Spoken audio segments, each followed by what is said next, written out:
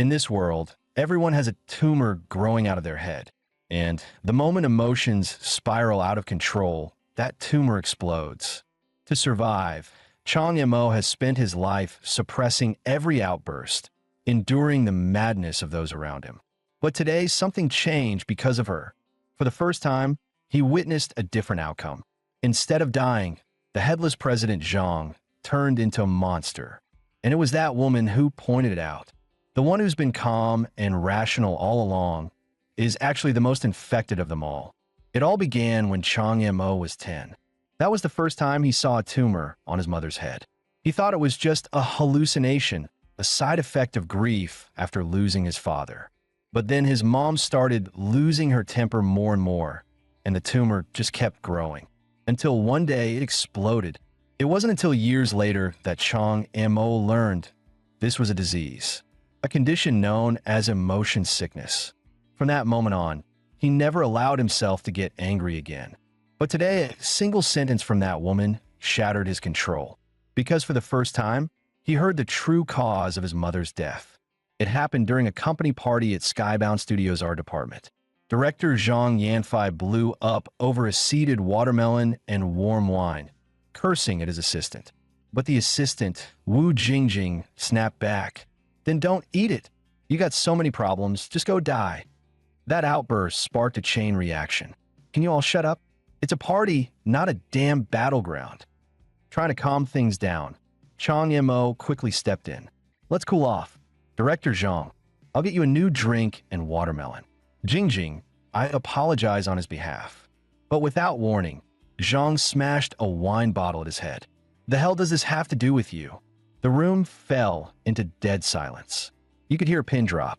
And just like that, the tantrum faded and Zhang Yanfei regained his calm. Director Zhang clung to Chang Yimou, apologizing over and over. Only when Chang Yimou calmly said, "It's really fine," did he finally let go. As long as everyone calms down. Soon, the party was back in full swing. Laughter returned. Meanwhile, Chang Yimou stood in the corner, quietly wiping blood from his forehead. Yili, a female co-worker who often flirted with him, blinked in disbelief. "That's it? You're just gonna let it go? You're something else." He gave a helpless smile. "What choice do I have? I'm probably the only normal one in this whole department. Besides, you've seen it too, right? The real reason they all lose control are the sacs growing on their heads." Right then, Director Zhang started another shouting match with someone else. And this time, the tumor on his head had grown much bigger. It was on the verge of exploding. Chang Yimou sighed and stepped forward again, ready to intervene. But Yili stopped him with a sharp observation. "You don't actually care if they live or die, do you?" He paused, then replied flatly, "No. But if someone dies, it becomes a huge mess." The very next second, Zhang's tumor reached its limit. And instead of dying, he transformed into a terrifying, monstrous creature. That scene shattered everything Chang Yimou thought he knew. The man arguing with Director Zhang shouted, "You think barking like a dog scares me?" Before he could finish, his upper body vanished. Instantly, chaos erupted. Screams filled the air as everyone scrambled to escape. But Chang Yimou stood frozen, still trying to make sense of what he'd just seen. Why did Zhang turn into a monster? "But my mom died when hers exploded." Yili noticed his daze and quickly pulled him away. "Come on, we got to move. Didn't you know? When the sacs burst, people don't die. They become emotion monsters, creatures completely consumed by their feelings. And through them, they can unleash supernatural powers to vent their rage and pain." "Then why did my mom die?" he pressed. Yili only said, "Just wait. You'll see soon enough." Sure enough, Zhang's head exploded again. And this time, he didn't get back up. He collapsed to the ground, motionless. The crowd stood in stunned silence. "Did you guys see that?"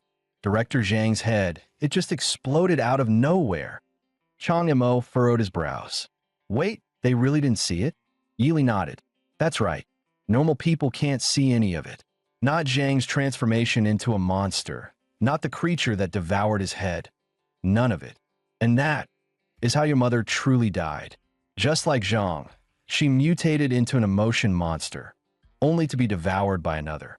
To be more precise, She was eaten by someone who can control emotion monsters. These creatures are spiritually linked to their masters. Track the monster, and you'll find the one pulling the strings. Then Chang Mo's eyes widened. The man standing near Zhang's body looked familiar. Wait, wasn't that Lu Jia, my childhood neighbor? Yi Li's face darkened. Correct. On the surface, he's now the vice president of Langchao International. But behind the scenes, he commands emotion monsters to devour humans. This whole incident, all orchestrated by him. He spreads emotional viruses, drives people into frenzies, and once they mutate into emotion monsters, he hunts them down to feed his power. From the moment you stepped into this party, you walked straight into his hunting ground. And based on my intel, his first prey was your mother. Your mother lost control because he infected her with an anger-based emotional virus, then let his emotion monster devour her. The man who destroyed your family was him. But to Yi Li's surprise, Chang Mo didn't explode with rage. Instead, he calmly asked, "So, he only targets people who've already mutated into emotion monsters?" Once she confirmed it, Chang Mo turned to leave. "Then I'm safe. I'll never be infected because I'm always rational." Yi Li blinked in disbelief. "That's it? You're walking away? He killed your mother. Aren't you going to do anything?" But Chang Mo stayed calm. Charging in now would be suicide, and this was all just her word. "Wow, you're disturbingly calm. But let me ask you, what makes you think you're not sick?" Chang Mo froze in place. "What are you saying?" "I'm saying, you're actually the most infected one of all." And in that moment, a massive tumor emerged, pulsing above Chang Mo's head.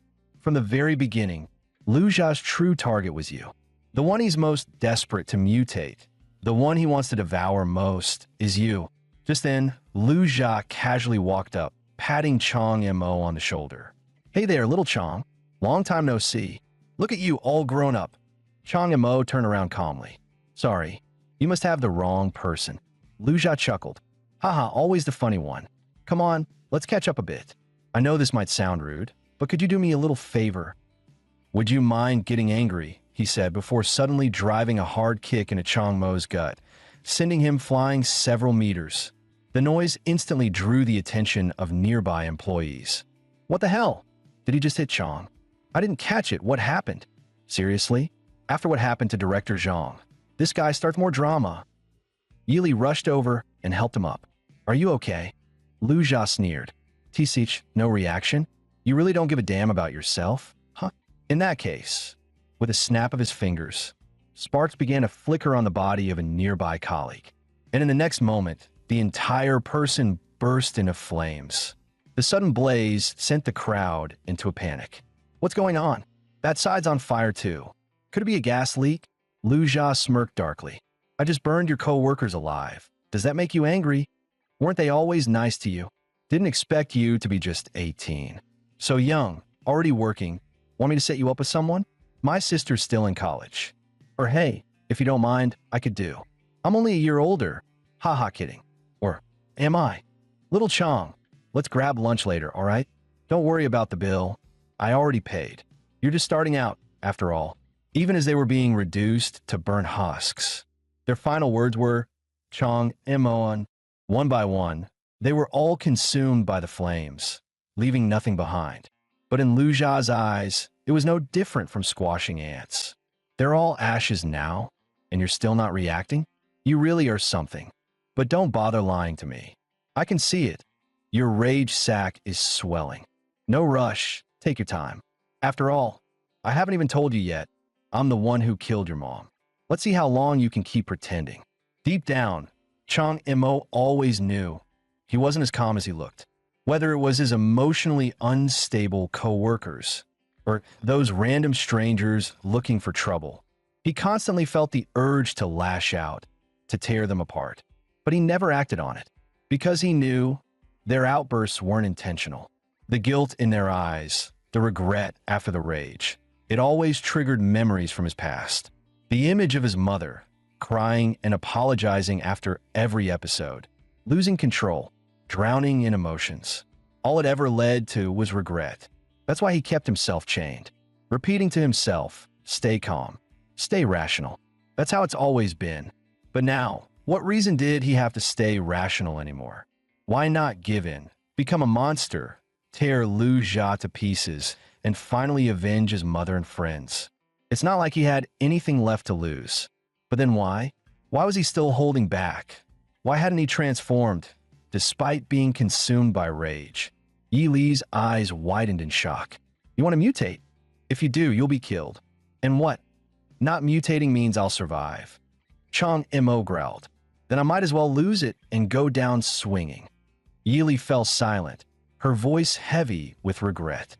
I know it's hard to hear, but the truth is, you can't mutate. Not anymore. Lu Jia looked over annoyed. Seriously? He's still muttering to himself? What is he doing, trying to talk himself down? Fine. Guess it's time I taught you a real lesson. But his words struck a chord in Chang Mo's mind. Self-talk? Wait a minute. You finally realized it. In the next moment, Yi Li began to shift, her form fading, the illusion unraveling. From the very beginning, you were the only one who could see me. Chang Mo's mind raced, trying to make sense of it. But before he could act, Lu Jia's attack was already crashing down. Suddenly, Lu Jia froze. His eyes widened in shock as he stared ahead. In Chang Mo's mind, Yi Li's voice echoed. The reason you couldn't transform before is because the moment you saw me, you were already infected. Infected by me. And you became an emotion monster of rationality. Lu Jia's jaw dropped as he saw what stood before him. A creature bound in heavy chains, with a pitch-black void where its face should be. What the hell is that thing? Even Chang Mo stood stunned. That thing was his emotion monster? Wait, rationality counts as an emotion? And if I already transformed long ago, why could I only see it now? And this woman, I thought she was just a co-worker. But she's the one who infected me, the one who caused this change. Who is she really? As if reading his thoughts, Yi Li said softly, I know you have questions, but there's no time for all the answers right now. Just know this. Rationality is the most unique emotion of all. It has the power to suppress every other emotion, including Lu Jia's rage. And as for why you couldn't see your own emotion monster before, it's simple, she added. In this world, you can only see what you're aware of. Lu Jia's composure cracked. No, this is bad. His monster isn't clinging to him. It's standing far away. That means he's not a slave to it. He's like me. He's become an emotive entity, someone who controls the monster. But don't get cocky just yet, Lu Jia sneered. You think a freshly awakened monster like yours can take me on? With a roar, Lu Jia launched a blazing fireball straight at Chang Mo. But the very next second, his eyes widened in shock. The attack passed right through. Chang Mo looked just as confused, but Yi Li quickly explained, you can't control your emotion monster yet. That means it can't interact with the real world. Right now, it's more like a projection. It's not truly here, not physically. Lu Jia's eyes narrowed as realization dawned. So that thing's still trapped in your mindscape. You haven't synced with it at all. Chang Mo, you're dead. With another snarl, he hurled a second fireball. But this one was different. It shifted in midair, transforming into a flaming beast that bit down on Chang Mo's head. And yet, something was wrong. No matter how hard it bit, the fire creature couldn't pierce Chang Mo's skull at all. From the side, Yi Li calmly explained, because you've suppressed your anger for so long, your rationality has built an incredibly high resistance to rage. That kind of attack, it's like a tickle to you. Now, it was Lu Jia's turn to panic. You arrogant bastard. Don't get cocky with me, he shouted. He roared and sent the flaming beast soaring into the air, dragging Chang Mo up with it. Chang Mo tensed. His attacks can't hurt me, but I still can't control my monster, which means I'm stuck on defense. But Yi Li called out, the solution's simple. Just borrow power from your emotion monster.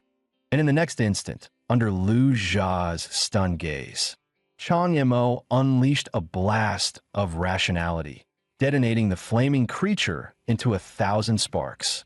Lu Jia himself was blown backwards, crashing hard into the ground. Meanwhile, Chang Mo landed effortlessly, completely unscathed, and in his hand was a shard of borrowed power from his rational emotion monster. Sharp, steady, and devastatingly precise. Lu Jia was in full panic now. I get it. He borrowed power from his emotion monster. But just 2 fingers and he shattered my monster? No way.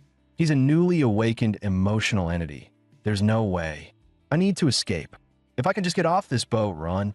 But there was no way Chang Yimou was letting him go. In the next second, he launched forward, charging straight at Lu Jia like a bullet. Still, a question lingered in his mind. Wait, didn't I destroy his emotion monster? Then how is he still using fire-based attacks? Yili answered calmly. Emotion monsters don't die so easily. They simply stop existing in this world for now. Meanwhile, the chase had taken him outside, onto the deck. It was only now that Chang Yimou realized. They were on a massive luxury cruise ship, the world-famous Sea Emperor. And at that very moment, the Sea Emperor was sailing through the coastal waters just off Donghai City. Just then, Yili urgently warned, chasing down an emotional entity on this cruise ship is incredibly dangerous. According to public info, the Sea Emperor is a world-famous cruise liner. Its routes span the globe, and right now, it's docked off the coast of Donghai City, one of the hottest tourist spots around. After Donghai's waters turned pitch black from the oil disaster, only a handful of vessels were allowed in. The Sea Emperor is one of them. Skybound Group really went all out, huh? Throwing a department party here for your art team? But here's the thing. This ship isn't just a resort. It's run by emotional entities. They trade here, they live here, and they're served here. One of their premium services? Hunting regular humans. So attacking an emotion body here? That's like picking a fight with the owners of the Sea Emperor. And Lu Jia? He's one of their VIP elites. How powerful is this ship security? Put it this way, 1 finger from the wrong guy, and you're dead. So finish this quickly.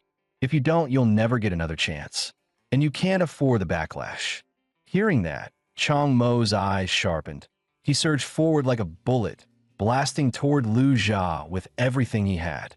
Meanwhile, inside the VIP lounge of the Sea Emperor, a few guests were admiring a grotesque art piece made entirely of a young girl's bones. Victor Lee of the Wild Frontier Consortium stood proudly. Allow me to introduce this work, The Sad Girl. After her death, her skin was peeled back, revealing a skeleton that, ironically, appears to be laughing. The juxtaposition between death and joy gives it tremendous visual impact. He added with a smirk, but here's the special part. This isn't a replica. It's a real girl. And not just anyone. She was the daughter of a prime minister. Today, I present this gift to the Sea Emperor. Thank you for facilitating our most promising partnership. Captain Liu Yang responded courteously. Your group just secured the Stalnik market, and you already sent over the Prime Minister's daughter? Ruthless and impressive. Anna Chris of the Ugly Duckling Survival Club took a slow drag of her cigarette. I'd heard the Prime Minister was unwilling to cooperate. But this? Gotta admit, creative punishment. Miss Song Hui, second daughter of the powerful Song family from Daxia, nodded in admiration. Say what you will, this is real taste. To become art of this caliber, that girl should feel honored. Zhao Yin, the bishop of the cult Black Chain in Donghai, chuckled. I'm curious, you're already eyeing Daxia? Victor Lee shrugged. That's business. Evolve or die. With the competition heating up, we gotta strike early. As for Daxia, I'll be counting on your cooperation. Suddenly, a voice cut in. My lords, Lu Jia has already killed Skybound Group's art director. But there's been a complication. He got cocky and tried to hunt a second target, but that prey mutated and is now beating Lu Jia half to death. Miss Song Hui scoffed. Useless trash. If he weren't tied to that esteemed figure, do you really think a weakling like him would be allowed to hunt freely on this ship? Victor Lee raised an eyebrow. This esteemed figure you all keep mentioning, who is it exactly? Song Hui replied coolly. For the sake of smooth cooperation, I'd suggest not asking questions. Captain Liu Yang chimed in. To overpower Lu Jia right after transforming, that's quite the talent. Fine, don't let Lu Jia die just yet. He's only a pawn, clueless as he is, but we owe that figure some respect. Also lock down the deck. No other emotion entities are to approach. Let the regular people run if they want. As for the one attacking Lu Jia, no known background? Wipe him out. Back on deck, Lu Jia was already barely breathing, bloodied, battered, and barely conscious. And just as Chong Mo prepared to deliver the finishing blow, Lu Jia cried out in panic, "Are you insane? You're really going to kill me here? On this ship?"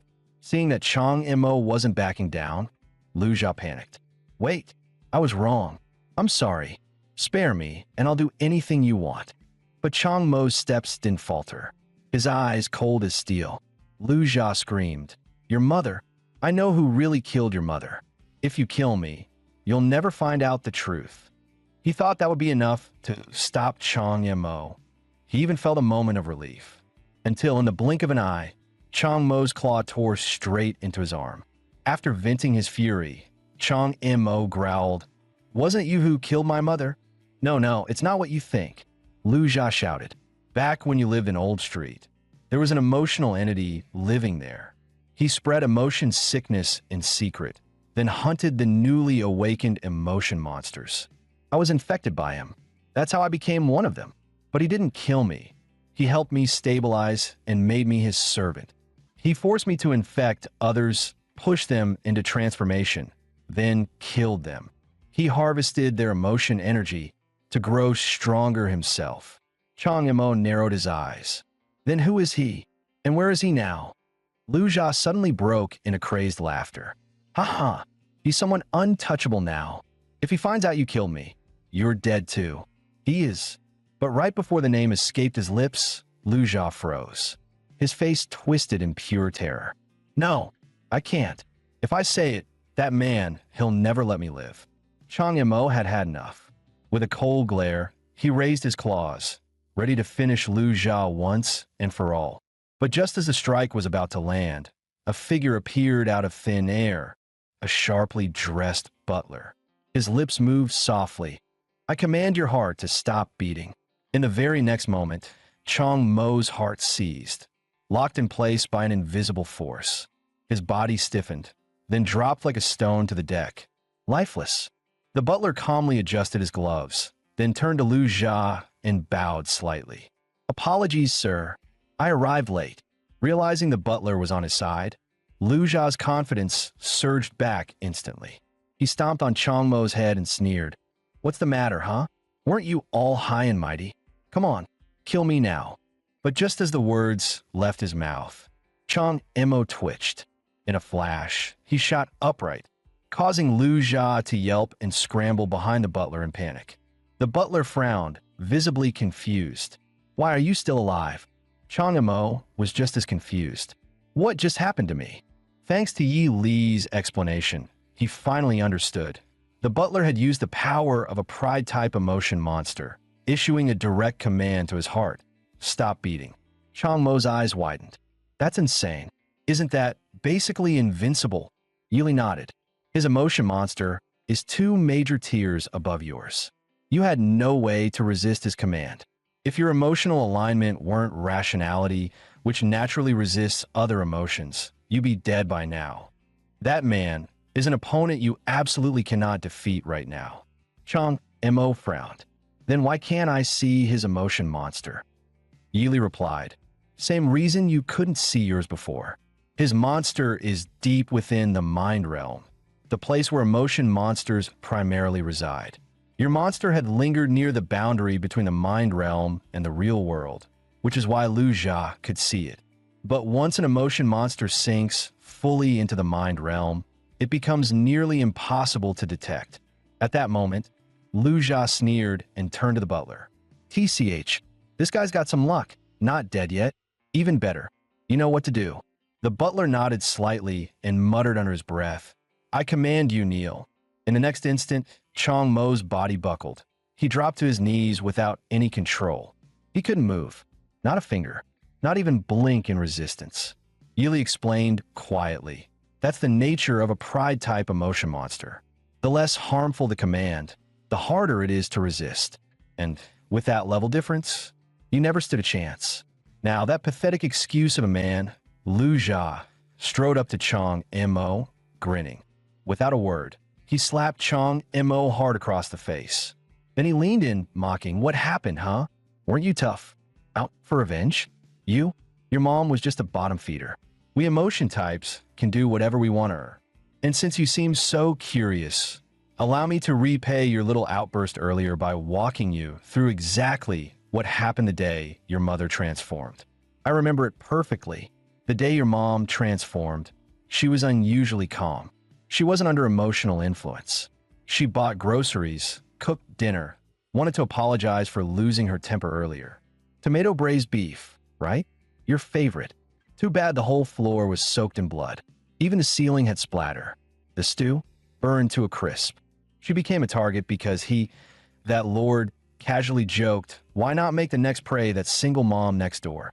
At first, I objected. Your mom was kind. Back when I was broke, she used to bring me food. But watching her unravel, watching you fall from peace into ruin, I started to enjoy it. That feeling of controlling someone's life, tearing their joy away. If I say she transforms, she transforms. If I say she's food, then she becomes food. Those words ignited something in Chong. Mo fury boiled over. He struggled to rise and rip Lu Jia apart. But the butler moved first, raising his hand, and Chong Mo's body froze mid-motion. Then came the next command. I order you, kneel. Bow your head. Apologize to Lu Jia. And once again, Chong Mo collapsed to his knees, his body betraying him, forced to bow and slam his forehead to the ground. At that moment, Lu Jia turned to the butler and said smugly, That's enough. Now, I want him to make the choice himself. I'm giving you a chance. Swear loyalty. Become my dog. Bark twice, and you live. Otherwise, D. Suddenly, Yi Li's voice echoed in Chong Mo's mind. So, what will you do? He was silent for a moment, then turned the question back. Shouldn't I be asking you that? You're the one who made me an emotion monster. You know too much about Lu Jia, this ship, everything. You saw all of this coming, didn't you? Staring straight into her eyes, his voice was calm but unyielding. Just tell me what you really want. Whatever it is, I'll do it. Yi Li smiled faintly and stepped forward, wrapping her arms around him from behind. You only have to do one thing. Accept my power. In the blink of an eye, the smug and taunting Lu Jia was blasted across the deck, sent flying by a terrifying surge of power erupting from Chong Mo. A crystalline formation shimmered atop his head. Something entirely new, something beyond emotion. Lu Jia and the butler both froze, thinking he had finally lost control. But what they didn't know was that Chong Mo's consciousness had already descended into a realm of pure void. Sadness, joy, surprise, excitement. None of it remained. All emotion gone. All that was left was cold, perfect calculation. His emotional sack materialized before him, solid, physical, and whole. But then it shattered into a million pieces scattered across the darkness. And from those shards emerged memories, warm, peaceful moments with his mother. Then the pain, his father's funeral, the coffin lowering into the earth. His mother's breakdowns, her screams, her rage, her smashed dishes. Then the apologies, her tears as she held him, whispering she was sorry. Then her corpse, cold, lifeless, and beside it, that monster Lu Jia, smirking like a god. But those memories didn't break him. No, they reforged him. In that space of nothingness, Chong Mo evolved. He became something entirely new. Staring at his reflection in the void, Chong Mo almost didn't recognize himself. This version of him felt foreign, and yet, right? Yi Li's voice echoed in his mind, calm and knowing. Good. Your sack held enough rage to anchor you. That's the only reason you were able to retain your identity when channeling my power. Remember this. When the moment comes, you must let go of your rationality. That's the only way to wield rational power. Otherwise, it will consume you. You'll become a monster ruled by logic itself. Now go and enjoy your revenge. As her words faded, the crystalline growth on Chong Mo's head exploded, shards of light raining outward like falling stars. Then came the blue flames, surging from his body in waves, until they collapsed inward, folding into him, concentrating into a dense aura that made the air tremble. But seeing his energy suddenly vanish, Lu Jia burst out laughing. That's it? All that build-up, and you just farted out a blue puff? What a damn letdown. But the butler didn't share Lu Jia's smugness. His expression darkened. He knew what had just happened. Chang Mo's energy hadn't disappeared. No, it had transcended. His emotional power had reached a level so high, they could no longer perceive it. At that very moment, deep within the VIP lounge, the elites aboard the Sea Emperor all felt it, a wave of invisible pressure washing over them. That pressure, it could only belong to a world-class emotion entity. Victor Lee narrowed his eyes. Didn't expect another world tier aboard. You think they're here for us? Miss Song Huihui speculated, could be an ally of the one beating Lu Jia. Or maybe someone targeting that man directly. But Captain Lu Yang remained composed. No need for concern. It doesn't matter who they are. If they dare disrespect the Sea Emperor, even a world class won't leave here alive. Back on the deck, Lu Jia's face twisted in disbelief after hearing the butler's words. His level? Beyond our perception? Are you kidding me? Him? That weakling? The butler spoke grimly. I didn't want to believe it either, but it's the truth. You can't sense it, but I can barely see it. It's above us, like a walking cataclysm.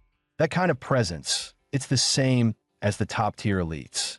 That's world-class pressure. The butler yelled, "Run, now!" It was already too late. In a blink, Chang Yemo moved. And just like that, both of them were dead. Heads ripped clean off like trash. He muttered under his breath, that was too easy. Yi Li's voice echoed with a teasing tone. Starting off by ripping off their heads? A bit dramatic, don't you think? Chang Yemo replied coldly, you're right. I didn't do it well enough. I should have taken my time. Yi Li chuckled. Good. That kind of extremity is exactly what's needed to wield my power.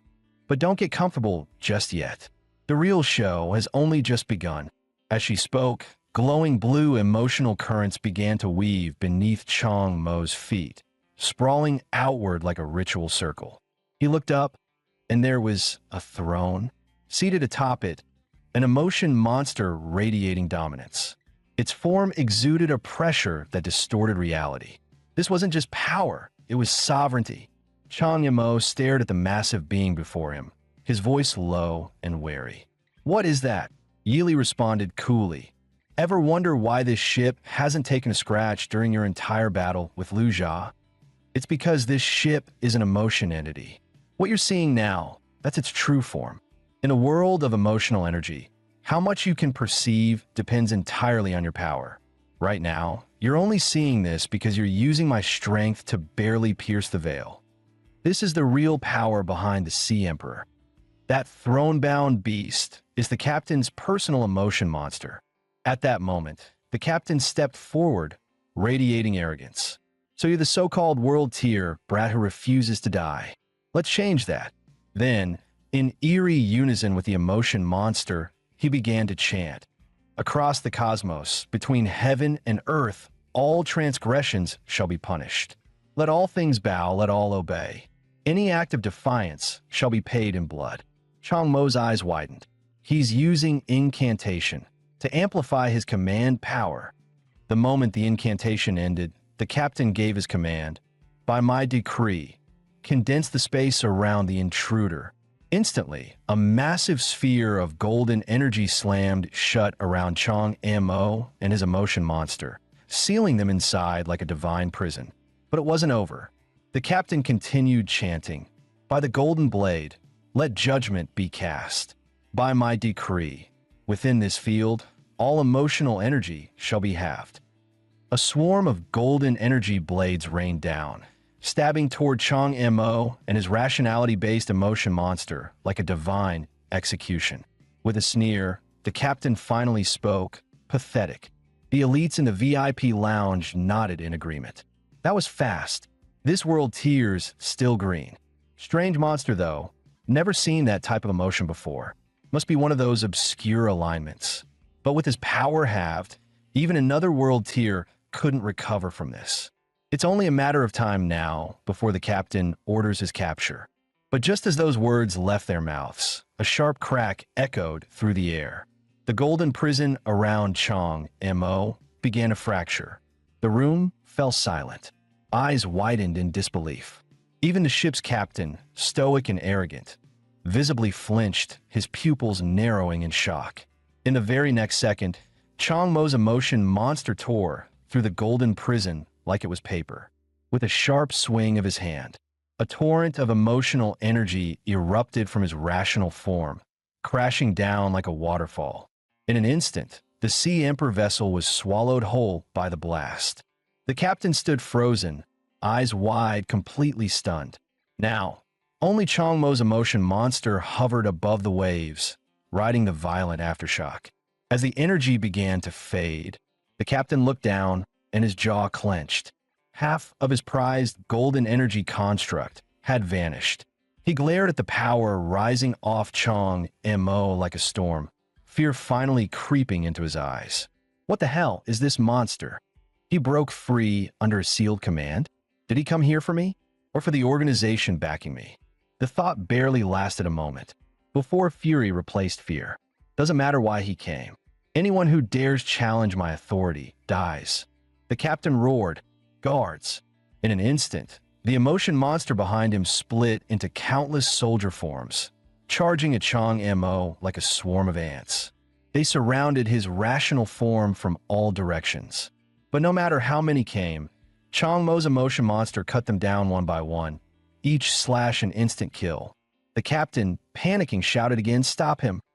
Suddenly, Chong Mo's body froze mid-air. Just like the butler's earlier command, he was completely paralyzed. Before he could break free, dozens of spears pierced through his body with brutal force. But that kind of attack barely scratched him. With a furious roar, Chong Mo unleashed a devastating strike. The soldier army burst apart like shattered glass, obliterated by a single blow. Meanwhile, Chong Mo's emotion monster had slaughtered the golden colossus, stepping forward with a blood-soaked bronze blade, closing in on the captain. The captain panicked, hurriedly chanting the command, "Stop!" But it was too late. The massive blade struck him hard, sending him crashing down from the sky in utter disgrace. As soon as he hit the ground, Chong Mo dashed in like lightning. Yet the captain, a world-class fighter, recovered in a flash, regaining his composure. With a cold glare, he summoned his emotion beast once more and launched it straight at Chong Mo. Unfazed, Chong Mo had his rational emotion monster intercepted head-on. His strategy was clear: have his monster stall the captains, while he focused on taking down the captain himself. 2.5 minutes later, their monsters were locked in a fierce battle. But Chong Mo's was clearly on the losing end. At the same time, Chong Mo himself was running out of steam, his breath starting to falter. The experienced captain instantly caught onto Chong Mo's weakness. A wicked grin curled on his lips. He's losing steam. This is my win. There aren't many places to run on the open sea. If I can capture him alive and uncover the truth about his emotion monster, that'd be a major win for the entire organization. Just then, Yili's voice rang beside Chong Mo. "Bad news. My power's almost drained." "What?" Chong Mo panicked. "What do we do now?" "What else?" "We run." Before he could protest, the chain linked to his rational emotion monster yanked him back. He turned around and bolted. At this point, there was only one option left: jump into the sea. The captain yelled in disbelief. "Is this guy insane?" "He's heading that way." As Chong Mo plunged deeper into the ocean, the true face of the world started to surface. The so-called oil-polluted deep sea wasn't pollution at all. It was the lair of a colossal sea monster. As Chong Mo turned his head toward the city, his heart clenched. What once was a familiar city had already become a nest of monsters. Humanity had been living side by side with monsters all along, without even knowing it. It was only now that Chong Mo truly understood. He used to think everyone else was just sick, but he was wrong. Not just the people. The oceans, the land, the skies, even the cities, they were all diseased. The captain noticed something strange. "What the hell? His eyes, they're bleeding?" "Wait, I get it now," he muttered. The truth is too much for him. That power, it's borrowed. His own rank isn't high enough to handle it. Kid, you're dead.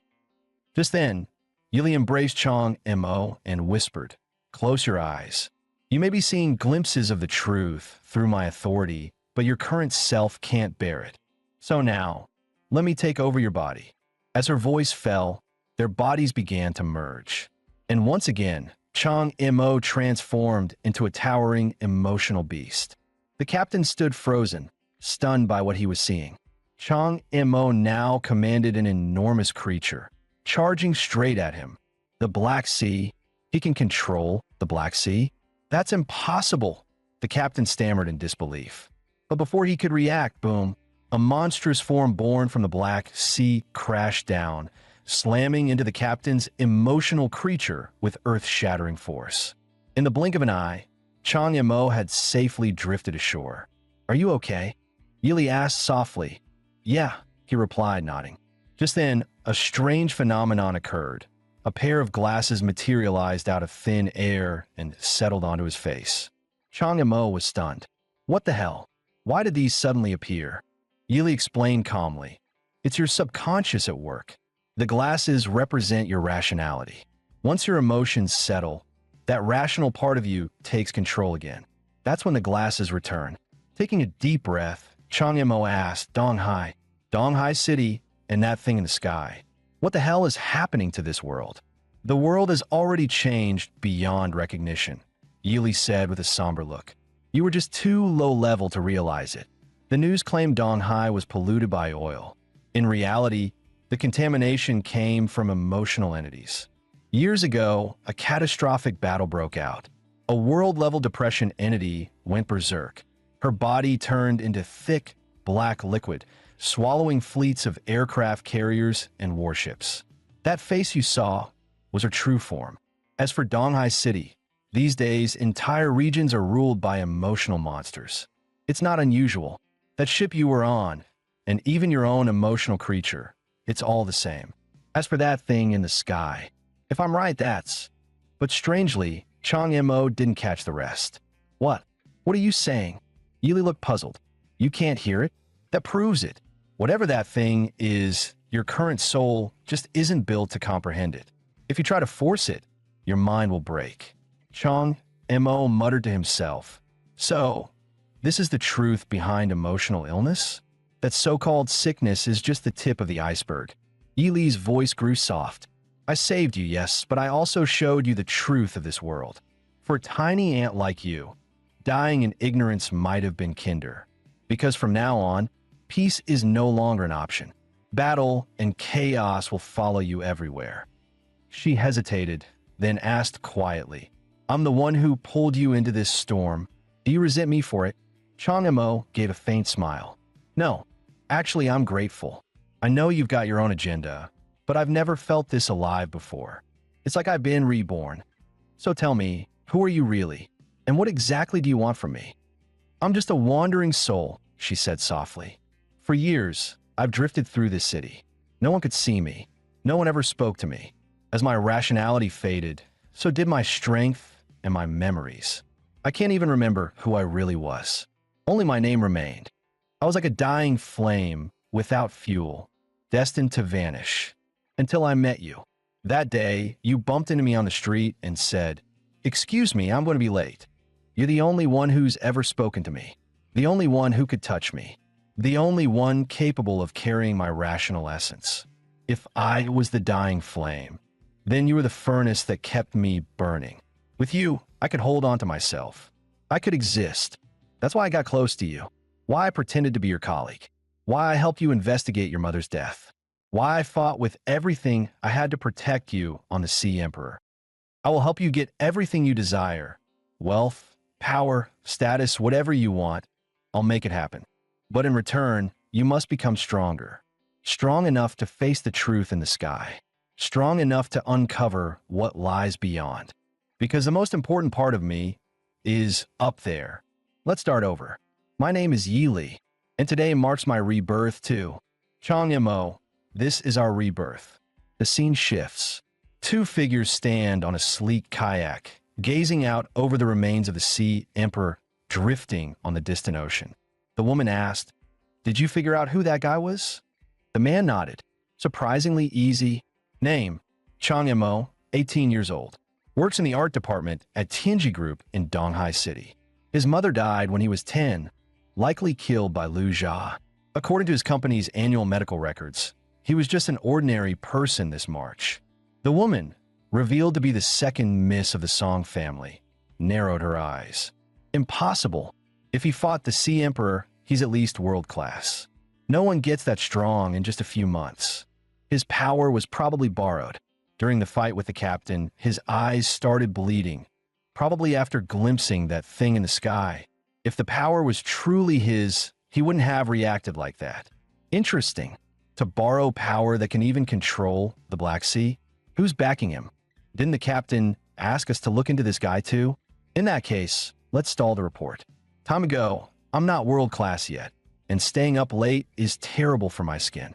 Miss Song, what about the boy? Don't worry. With the Song family's reach across the Federation, he won't get far. And whoever lent him that power won't escape either. This power will be ours. For our master. The next morning, Yili asked calmly, "So, what's your plan now?" Chang Mo's expression turned cold. Lu Jia may be dead, but the man he mentioned, the one who ordered my mother's death, is still out there. I have to find him. Yili didn't sugarcoat her response. That man is a dangerous one, a power hidden deep in the shadows. You're not ready to face someone like that. Not yet. What we need most right now is shelter. If I'm right, the forces behind the Sea Emperor are already hunting us, and I've burned through nearly all my power. If another world class shows up, we're done. And it's not just the grudge you've made. Your emotional power, what you showed back there, it's rare.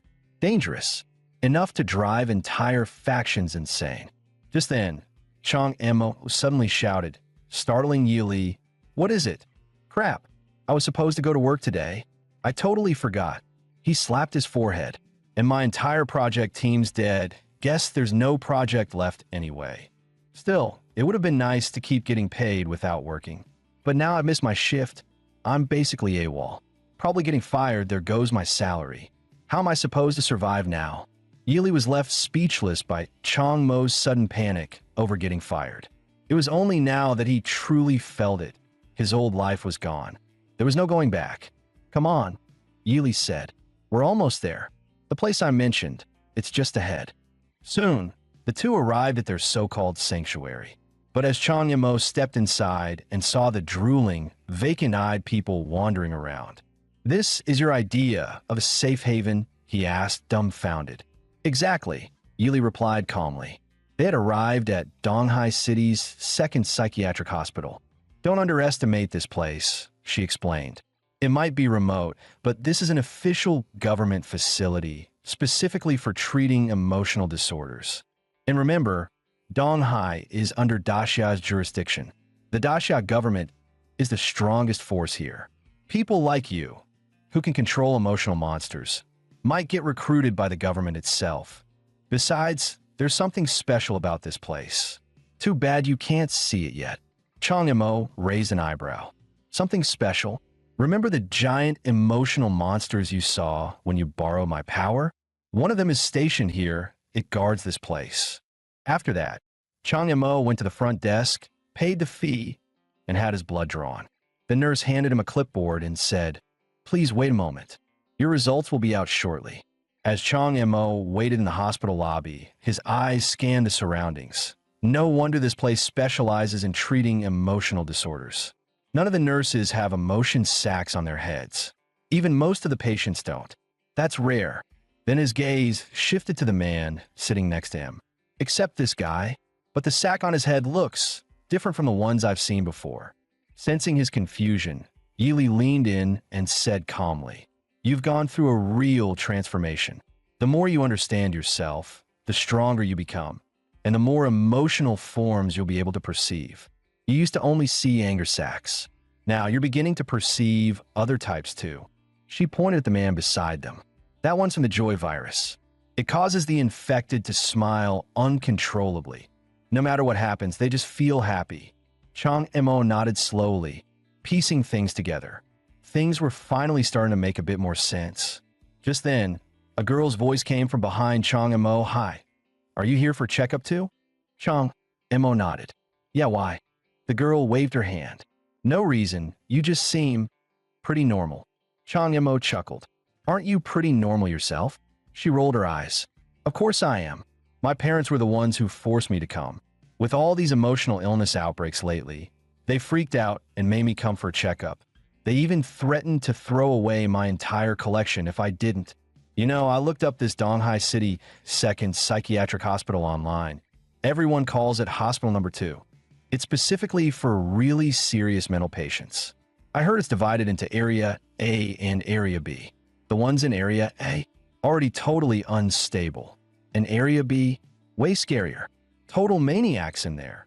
People so dangerous they have to be chained up. Changamo looked confused. What's the difference between Area A and Area B? Yili explained. If I'm right, Area A is for those who are infected but haven't fully transformed yet. Area B is for those who have transformed, actual emotional entities. Chong Mo asked the girl, then why'd you even come here in the first place? She replied confidently, because if the second hospital turns me away, my parents will stop nagging.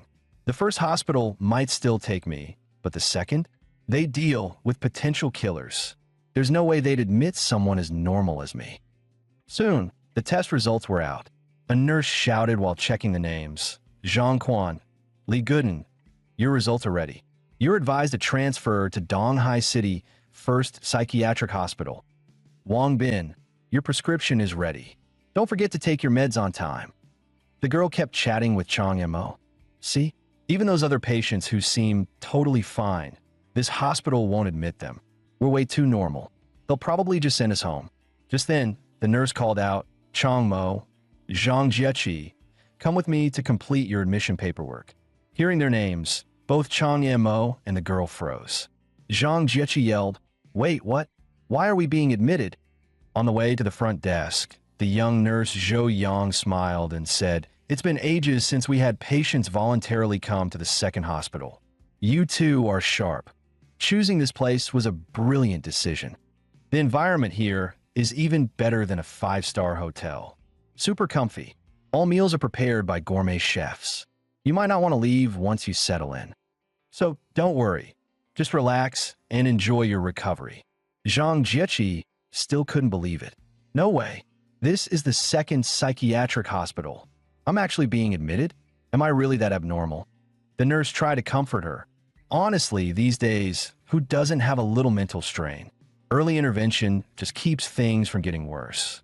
Chong Mo whispered to Yili, is Zhang Jieqi a host to an emotion entity too? I didn't see her emotional creature. Could it be hiding inside her mental realm? That's right. Your current ability isn't strong enough to perceive creatures that reside deep in the heart realm. Then how did the hospital detect we're emotion hosts just from a blood test? If I remember correctly, it's because emotional entities make your blood unmeasurable by normal instruments. Technically, your blood becomes unreadable. As for how exactly that works, I've never seen their machines in action, so I can't say for sure. As the group moved deeper into the facility, armed guards began appearing on the upper levels. The atmosphere grew noticeably tense. Suddenly, Zhang Jieqi froze and shouted, wait a second. This is Area B, right? Isn't this where they lock up all the psychotic killers? She grabbed the nurse's arm in panic, her voice trembling. I swear, I've never had thoughts of killing anyone. Why are they putting me in Area B? The nurse chuckled and reassured her. Relax. Those horror videos online exaggerate everything. If it don't make it sound scary, how would they go viral? Just follow the treatment plan. Everything will be fine. Really? Zhang Jieqi asked nervously. The nurse smiled and nodded. Of course. But as her eyes scanned the room, her expression suddenly changed. Wait a minute, you all. Why are all of you carrying guns? At that moment, the guards on the upper floor silently took position, aiming sniper rifles toward them. Chong Mo's heart tensed. Did they all see it too? Is that Zhang Jieqi's emotional parasite? He couldn't help but ask Yili, what happens to the patients who aren't accepted by the official system? Yili gave a faint smile. They're usually locked up. If they show signs of being dangerous, they might be dealt with on the spot. So, whatever you do, don't make any sudden moves. Just when everyone thought Zhang Jieqi was about to lose control, Chang Mo gently patted her on the shoulder. Jieqi, take it easy. Relax. If you stay this tense, they might really mistake you for a threat and shoot you. Comforted by his words, Zhang Jieqi gradually calmed down.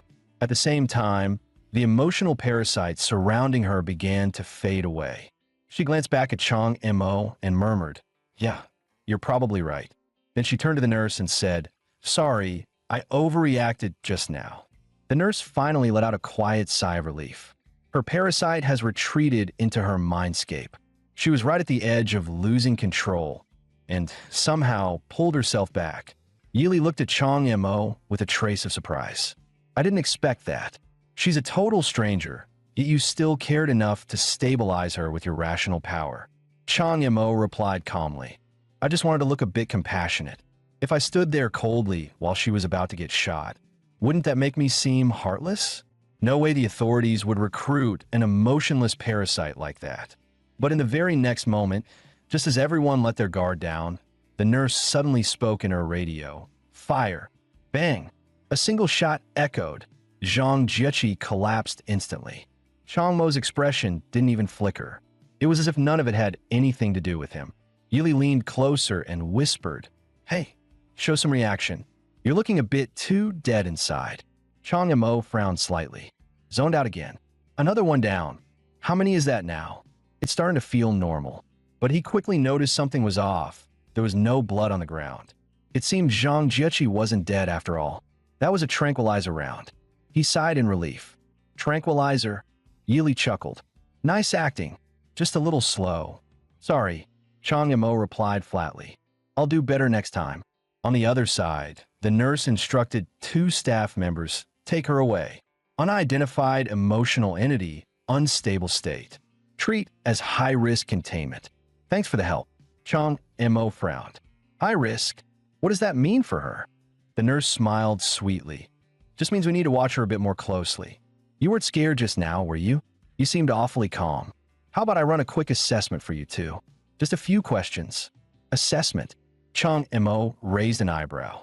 "Sure, go ahead. Did you come here on your own for the checkup?" "That's pretty rare," the nurse asked. "Can you tell me what made you decide to visit a psychiatric facility?" "Well," Chang Mo replied earnestly, "at first I started seeing things no one else could, these sacks on people's heads and monsters. Then I began to feel some kind of power, something invisible to others." He raised his hand and pointed to his palm.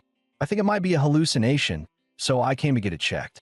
This thing in my hand, can you see it?" The nurse froze in place, eyes wide as she stared at Chang Mo's palm. "Well, that's unexpected. I need to report this right away." Without hesitation, she quietly stepped back and spoke in her radio again. "Open fire." Bang! A single shot rang out. Chang Mo dropped to the ground. The nurse finally let out a long breath. "What's going on today?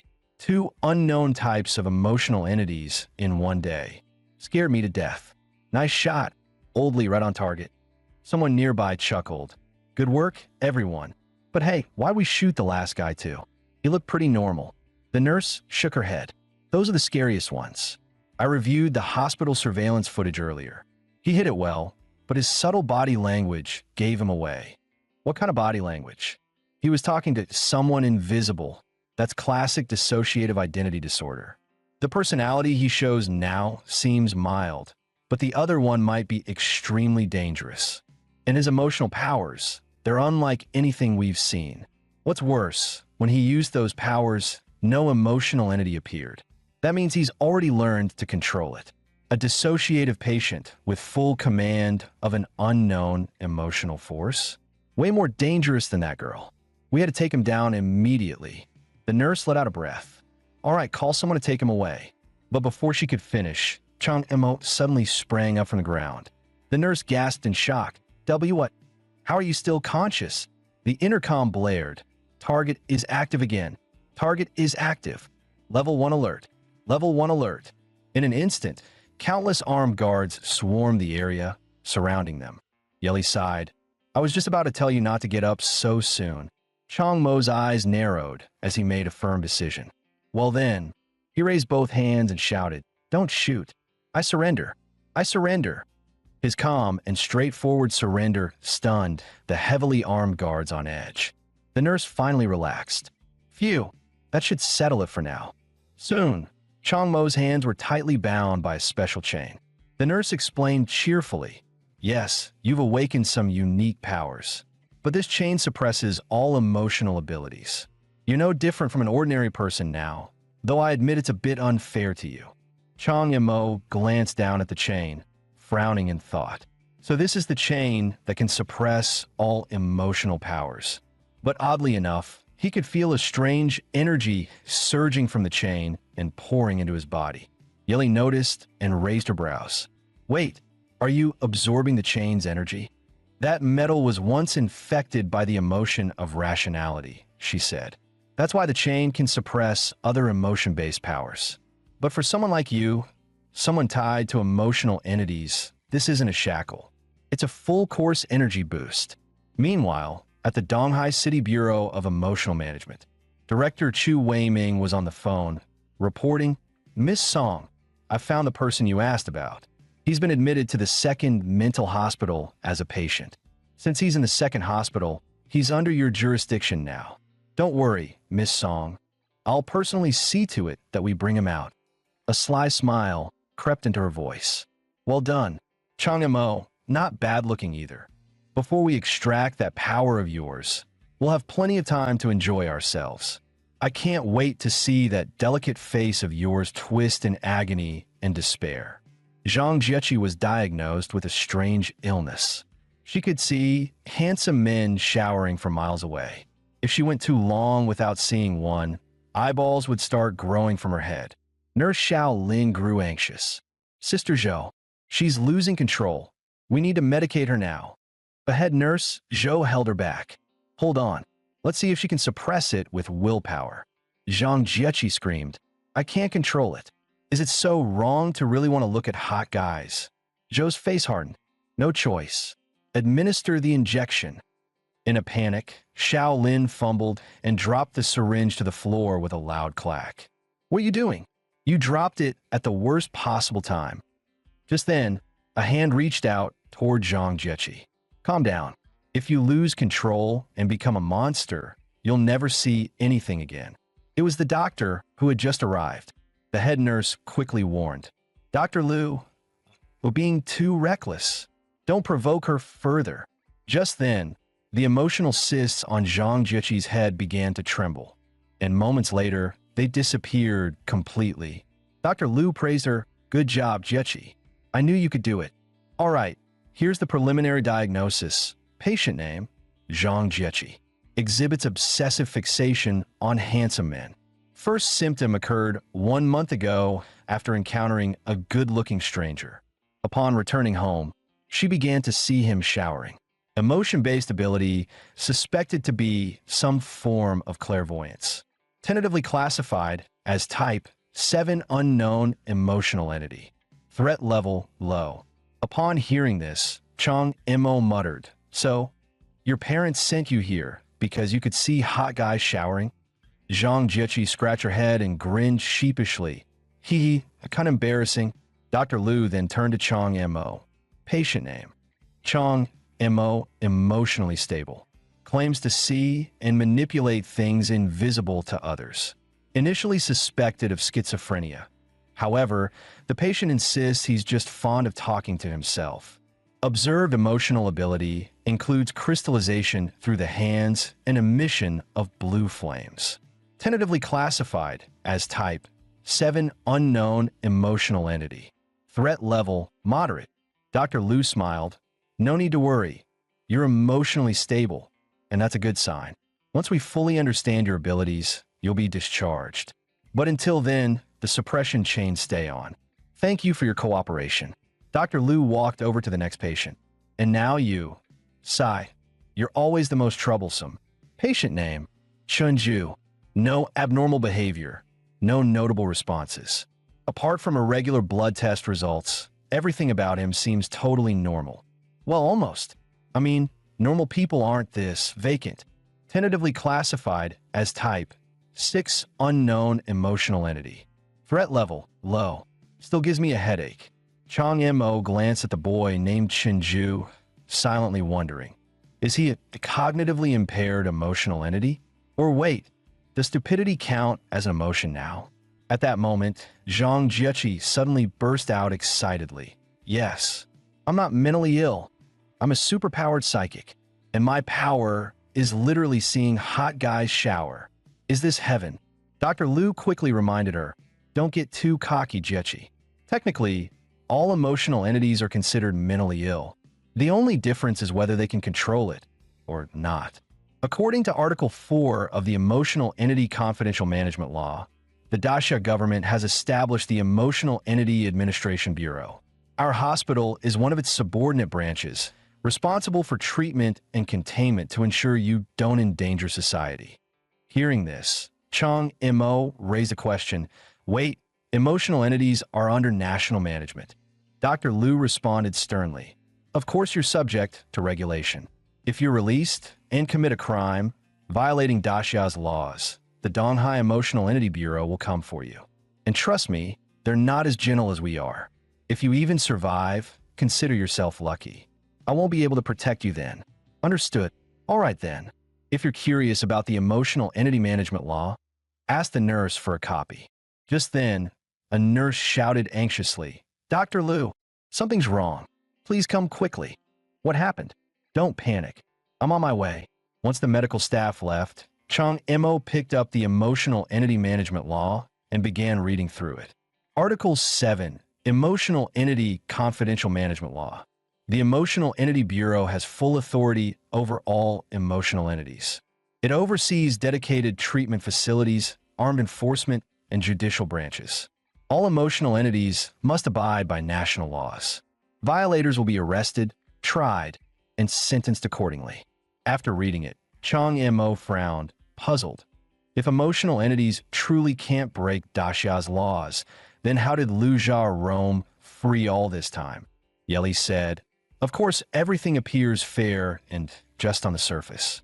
But behind the scenes, there are definitely all kinds of shady deals. The fact that Liu Jia got away with everything clearly points to the involvement of higher-ups in the Emotional Entity Bureau. As for how deep it goes, no one knows. Chang Mo followed up. Then how did you know Liu Jia was the one who killed my mom? Yeli replied, I accessed the police archives. The cops actually suspected Liu Jia early on. But later, the case was transferred to a classified department, and the investigation stopped altogether. That department? The Emotional Entity Bureau, of course. That's when Chang Mo suddenly realized something. Wait a second. Liu Jia's backing comes from the top of the bureau. And this hospital we're in, it's under that same bureau. Aren't we basically doomed? Yeli paused, then said, oh yeah, you're right. Then she smiled faintly. Well, I don't really remember all the details. Before merging with you, my memory had been fading. I just knew it was risky, but worth the gamble. That's why I brought you here. Anyway, we're already here. The best thing to do now is absorb the power of this chain. For everything else, let's trust the me before the amnesia. Meanwhile, Dr. Liu was summoned to the office to meet with the director of the Emotional Entity Bureau. The director casually sipped a cup of coffee. Then, out of nowhere, he slammed the cup to the ground, shattering it. His fury was evident. Dr. Liu flinched and asked nervously, Director, what's wrong? The director threw a thick stack of documents onto the desk. What's wrong? You're really asking that? Take a good look at what you and your people have done. Outside the office, two nurses were eavesdropping against the door. Nurse Zhou muttered, seriously? Does he have to throw a tantrum every time he comes? Nurse Shaoling asked quietly, why doesn't the hospital director step in? Nurse Zhou replied, the director? He can't do anything. That guy outranks him. Our funding depends on the bureau. Eventually, the director stopped meeting with him altogether. Now, Dr. Liu is stuck dealing with him. Honestly, the director shows a little respect to the hospital head, but he's downright nasty to Dr. Liu. She shakes like a leaf every time she sees him. Just then, the director suddenly stood up and said sternly, last night, that man committed murder aboard the Sea Emperor cruise ship. And this morning, he managed to escape into your hospital. And you actually admitted him. Do you have any idea who's behind the Sea Emperor? Don't you know this man's a murderer? Don't you realize this has already escalated into an international incident? He fired off 3 furious questions in a row before exhaling sharply. Staring down at Dr. Liu, he threatened, "Hand him over immediately, or don't blame me for what happens next." But to his surprise, Dr. Liu suddenly stopped trembling, her demeanor unusually calm. The director scoffed inwardly. Got her. Probably scared stiff this time. Can't even shake anymore. Just then, a droplet of blood splashed onto his shoulder. He reached up to wipe it off, but found nothing there. Thinking it was just his imagination, he began to relax, until more blood suddenly drenched him from above. And once again, it vanished into thin air. Still reeling in confusion, he tried to make sense of it all, but the next moment, blood reappeared, this time in torrents, flooding the entire floor beneath him. At that moment, Director Zhao's face was pale with terror. This was supposed to be a regular office, but he felt as though he were drowning in a sea of corpses and blood. What kind of emotional power is this? Dr. Lu Qingge. He recalled only seeing her during a few work meetings. Quiet, polite, always smiling. She seemed so gentle, so cultured, someone easy to handle. That's exactly why he came looking for her. But was this really the same person? Just as he struggled to decide his next move, the tapping of a cane echoed through the room. The director of the second psychiatric hospital, Yi Minxiu, had arrived. "Director Zhao, what a surprise. Why didn't you let me know you were coming?" As she appeared, the grisly vision dissolved without a trace. Zhao stared in disbelief. The sea of blood was gone. Yi Minxiu calmly spoke. "You're here about Chang Yimou, aren't you? My team completed the background check. The man he killed, Liu Jia, renounced his Daxia citizenship years ago. He's no longer protected by our law.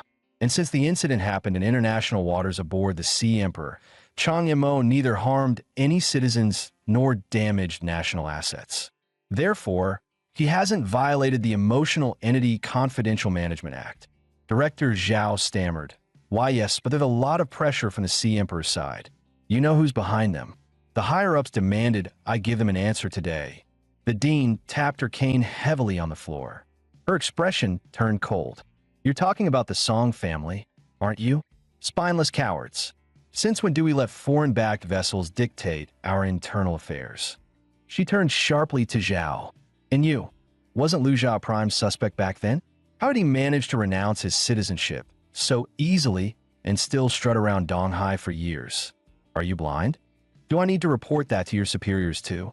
Moments later, Director Zhao drove away, tail tucked between his legs.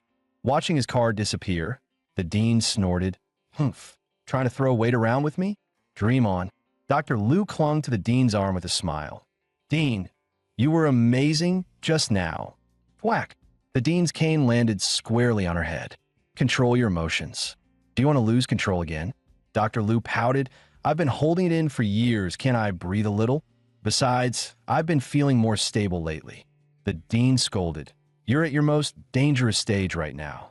One moment of carelessness and you'll snap. Don't let your guard down." "Yes, ma'am," Dr. Liu replied obediently. A moment later, Dr. Liu exclaimed in shock. So the world-class battle on the Sea Emperor really did happen? Even the polluted Donghai waters were stirred up because of it. Could the world-class being be Chang Yimou? Maybe his target was a ship all along. The dean replied calmly, "I don't know the exact details, but Chang Yimou isn't world-class. According to records, he's lived in Donghai since childhood, with annual health checks. The latest one shows he was still an ordinary human, so it couldn't have been him. Which means," she continued, "there must be a world-class entity behind him." Liu frowned.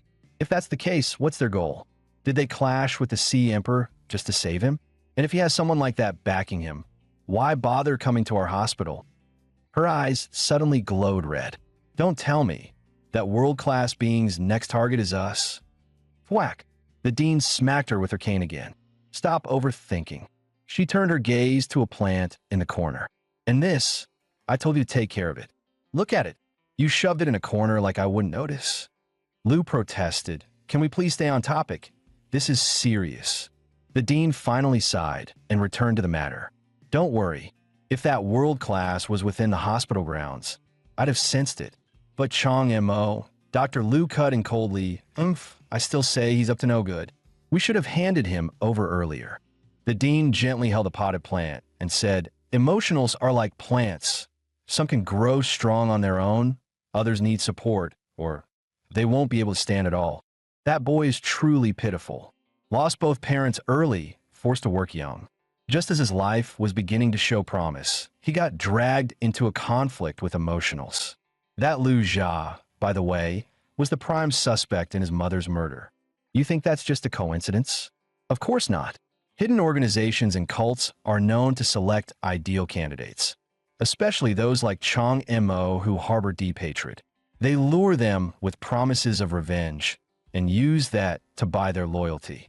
Maybe Chong Mo came to the hospital on a mission, but as long as he's still a citizen of Daxia, we can't abandon him.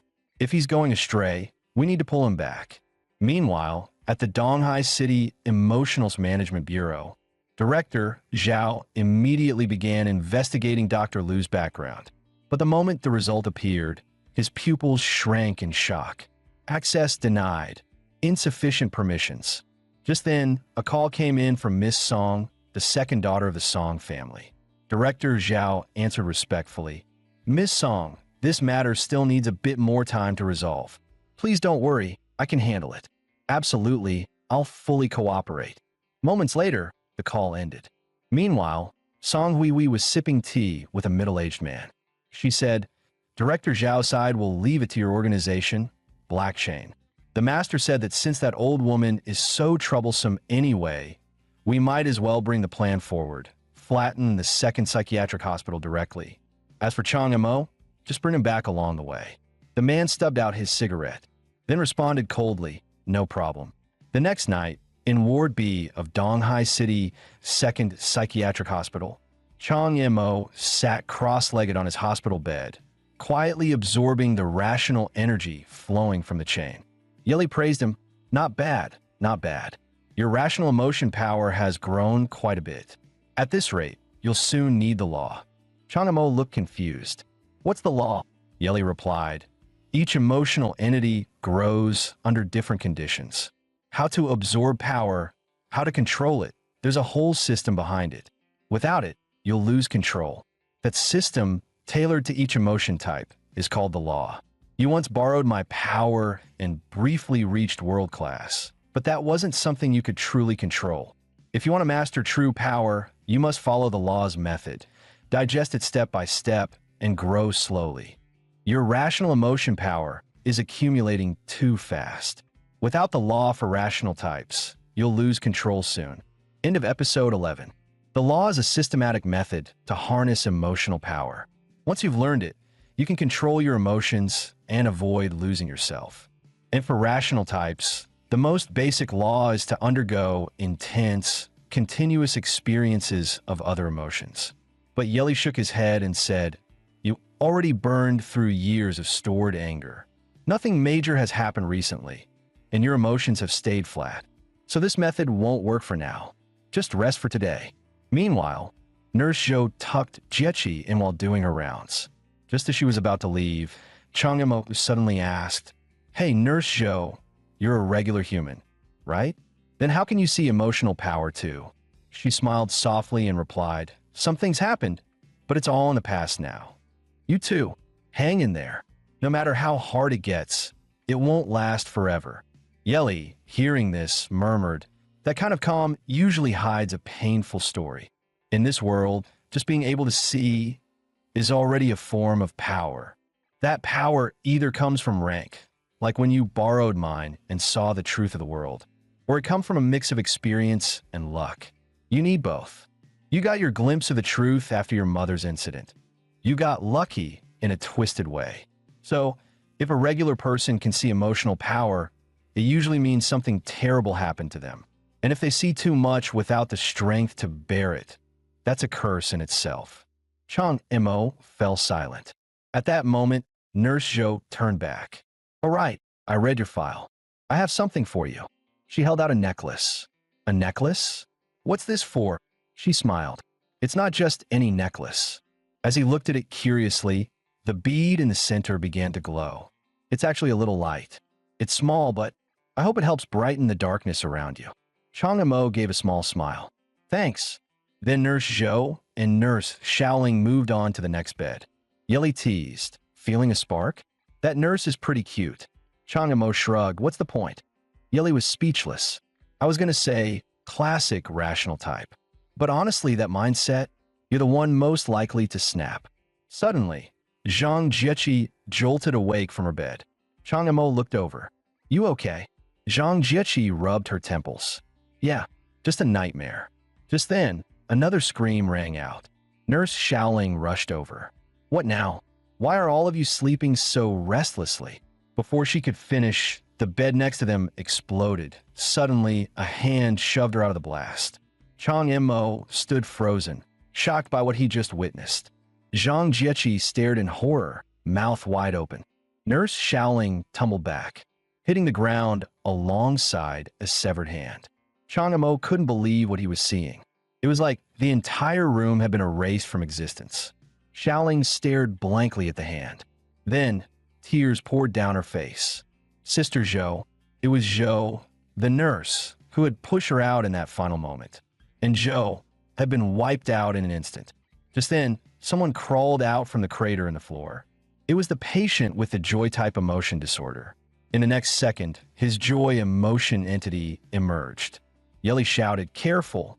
His joy forms lost control. Joy-type entities can dissolve anything. The earlier blast was his doing." Another explosion suddenly went off to the side. Then the rooftop erupted in flames. Once things briefly settled down, Changamo looked toward the blast zone. Inside the ward, emotion entities were going wild everywhere. Nurse Xiaoling panicked. They've all lost control. All the patients. I need to call the security squad. No sooner had she spoken than a burst of gunfire, 2222, rang out from outside. Changamo said calmly, the security squad probably won't make it in time. That gunfire and these abnormal outbreaks, it's an attack. The second hospital is under siege. Nurse Xiaoling collapsed to the ground. We're under attack. How is this happening? Where's the director? What about her? Yeli chuckled. Too bad you can't see her. Your director is a bit preoccupied right now. High above the hospital, a blood-red monster was locked in combat with a shadow-black creature. Two world-class emotion entities were clashing in the sky above the facility. On the hospital rooftop, the director stood facing a mysterious man. Bloodthorn, hatred-type emotion entity? Are you with the Black Chain? The hooded man spoke coldly. I am the new bishop of the Black Chain, Eastern Sea Branch. Today, I've come to take your life and burn the second hospital to the ground. Crimson emotional energy surged behind the director. She sneered bold words. You locked your emotion entity in the mind realm and chose to fight with your physical body. That's the dumbest mistake you've ever made.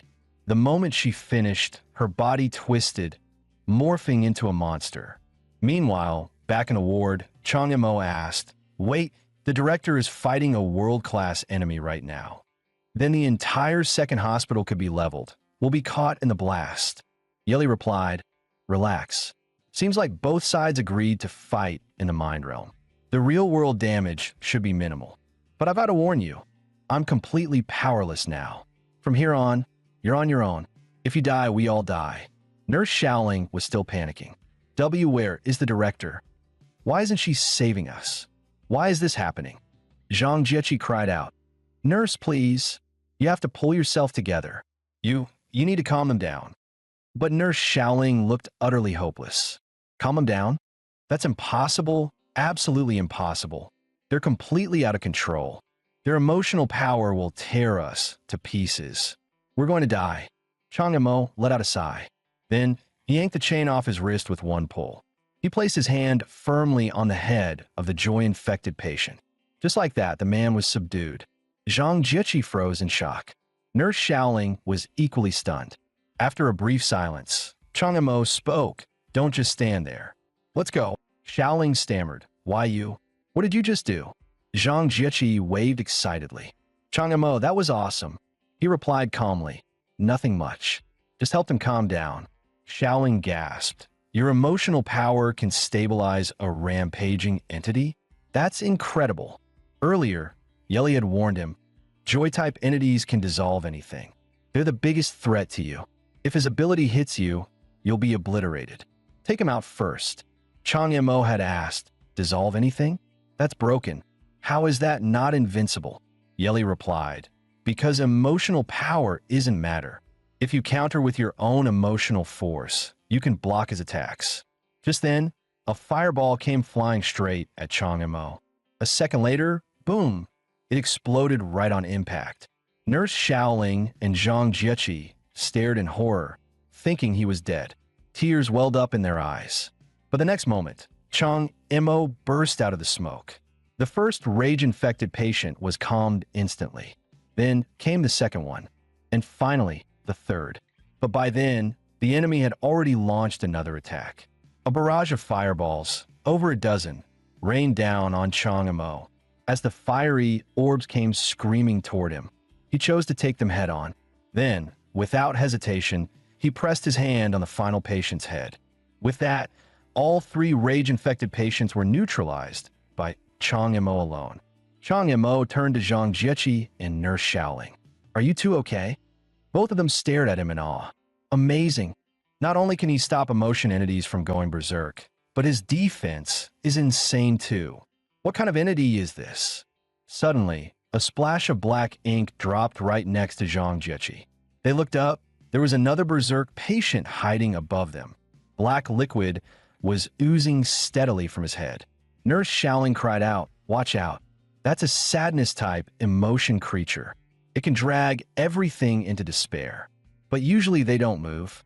As long as we don't provoke it, we'll be fine. Yeli chimed in. Your resistance to sadness is low. Don't touch that black fluid. This one's infected by the Black Dong Hai, but it's still weak. No need to fight, just get out. Chang Mo nodded and called out, come on, let's go now. Zhang Jieqi suddenly exclaimed, wait, Chinju. They all turned to look at the collapsed bed. He was probably already dead. Nurse Xiaoling's voice trembled. How did this happen? He was fine just moments ago. First Sister Zhou, now Chinju too. Zhang Jieqi gently placed a hand on her shoulder. Hold it together. Right now, surviving is all that matters. And with Chang Mo here, we'll make it. Suddenly, someone grabbed onto Chang Mo's leg. Damn right. With his brother around, we'll definitely survive. Zhang Jieqi yelled, huh? Where did you come from? Chinju blinked blankly. I fell off the bed while I was napping, then heard an explosion. So, I just hid in the corner the whole time. Anyway, enough talking. Let's get the hell out of here. A few minutes later, Chang Mo led Nurse Xiaoling, Zhang Jieqi, and Chinju out of the ward safely. He asked, do you have Dr. Lu's number? Xiaoling took out her phone, only to find no signal at all. Chang Mo frowned. Probably a signal jammer. And we don't hear any more gunfire. The security squad might have been wiped out. A few moments later, Zhang Jieqi and Nurse Xiaoling were panting heavily, completely out of breath. It was then Chang Mo noticed his stamina felt off the charts.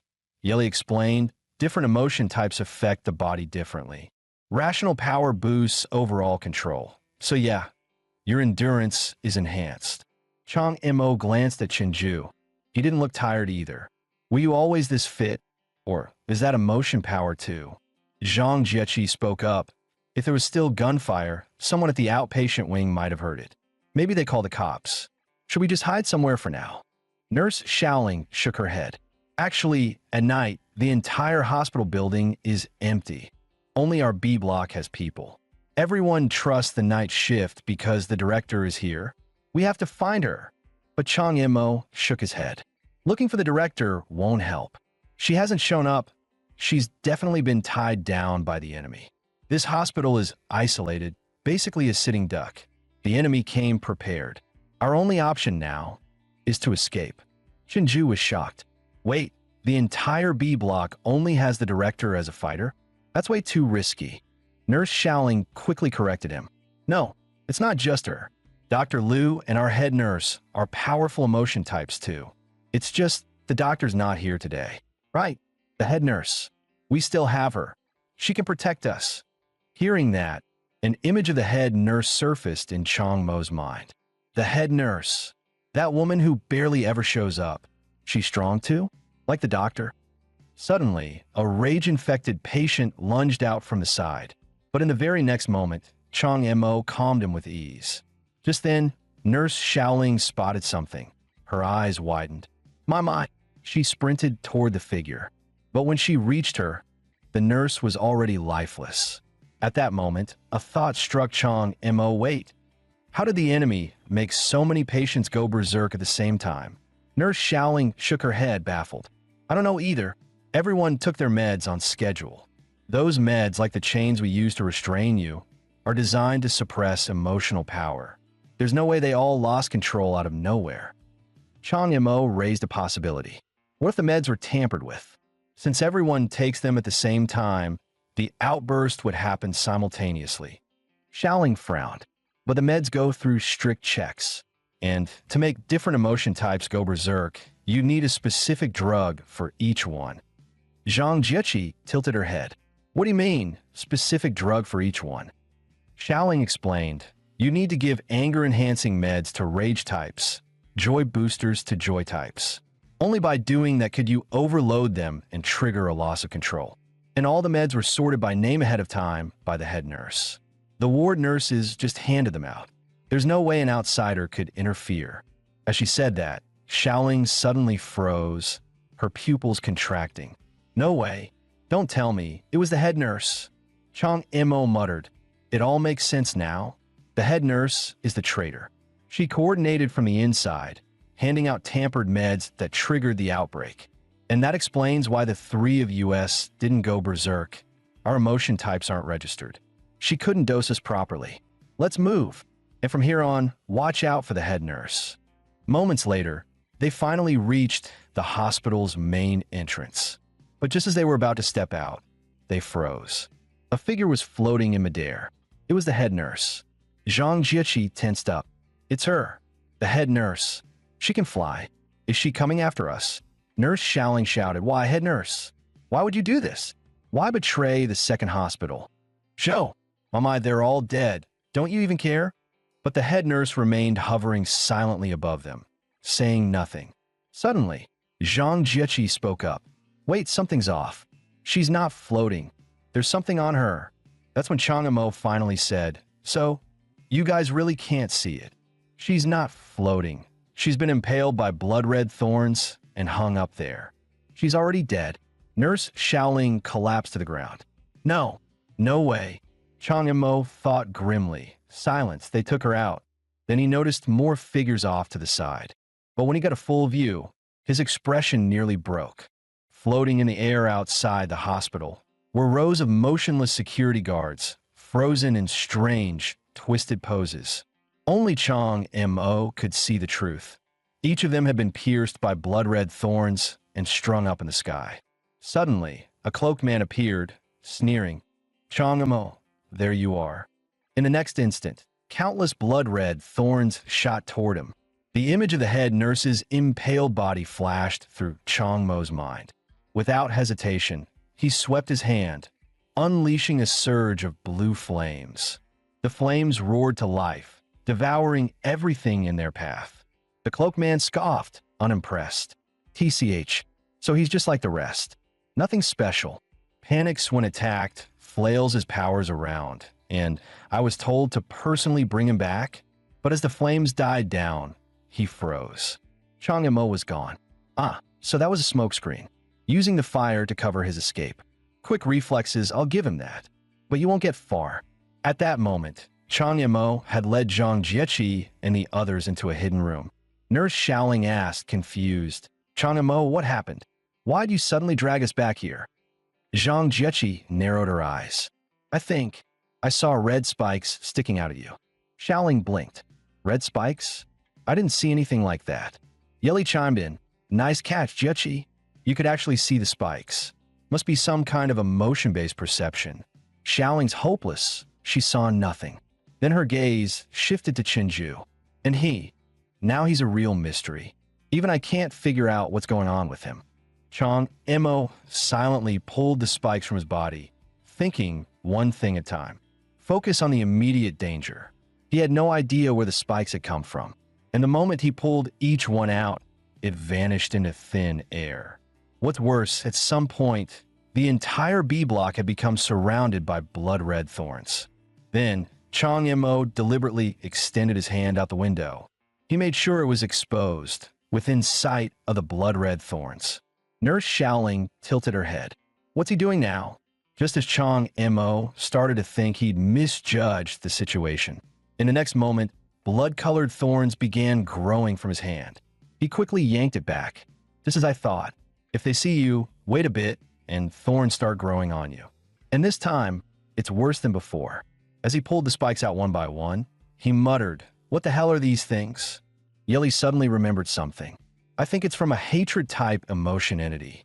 But the details? No clue. Don't give me that look. I told you I've got amnesia. What? You don't believe me? Whatever. This isn't the time to argue. Zhang Jiechi whispered nervously. Why isn't Chang Mo saying anything? Nurse Xiaoling replied. I saw in his file possible dissociative symptoms. You don't think he's having an episode right now, do you? That's when Chang Mo finally spoke. Let me explain.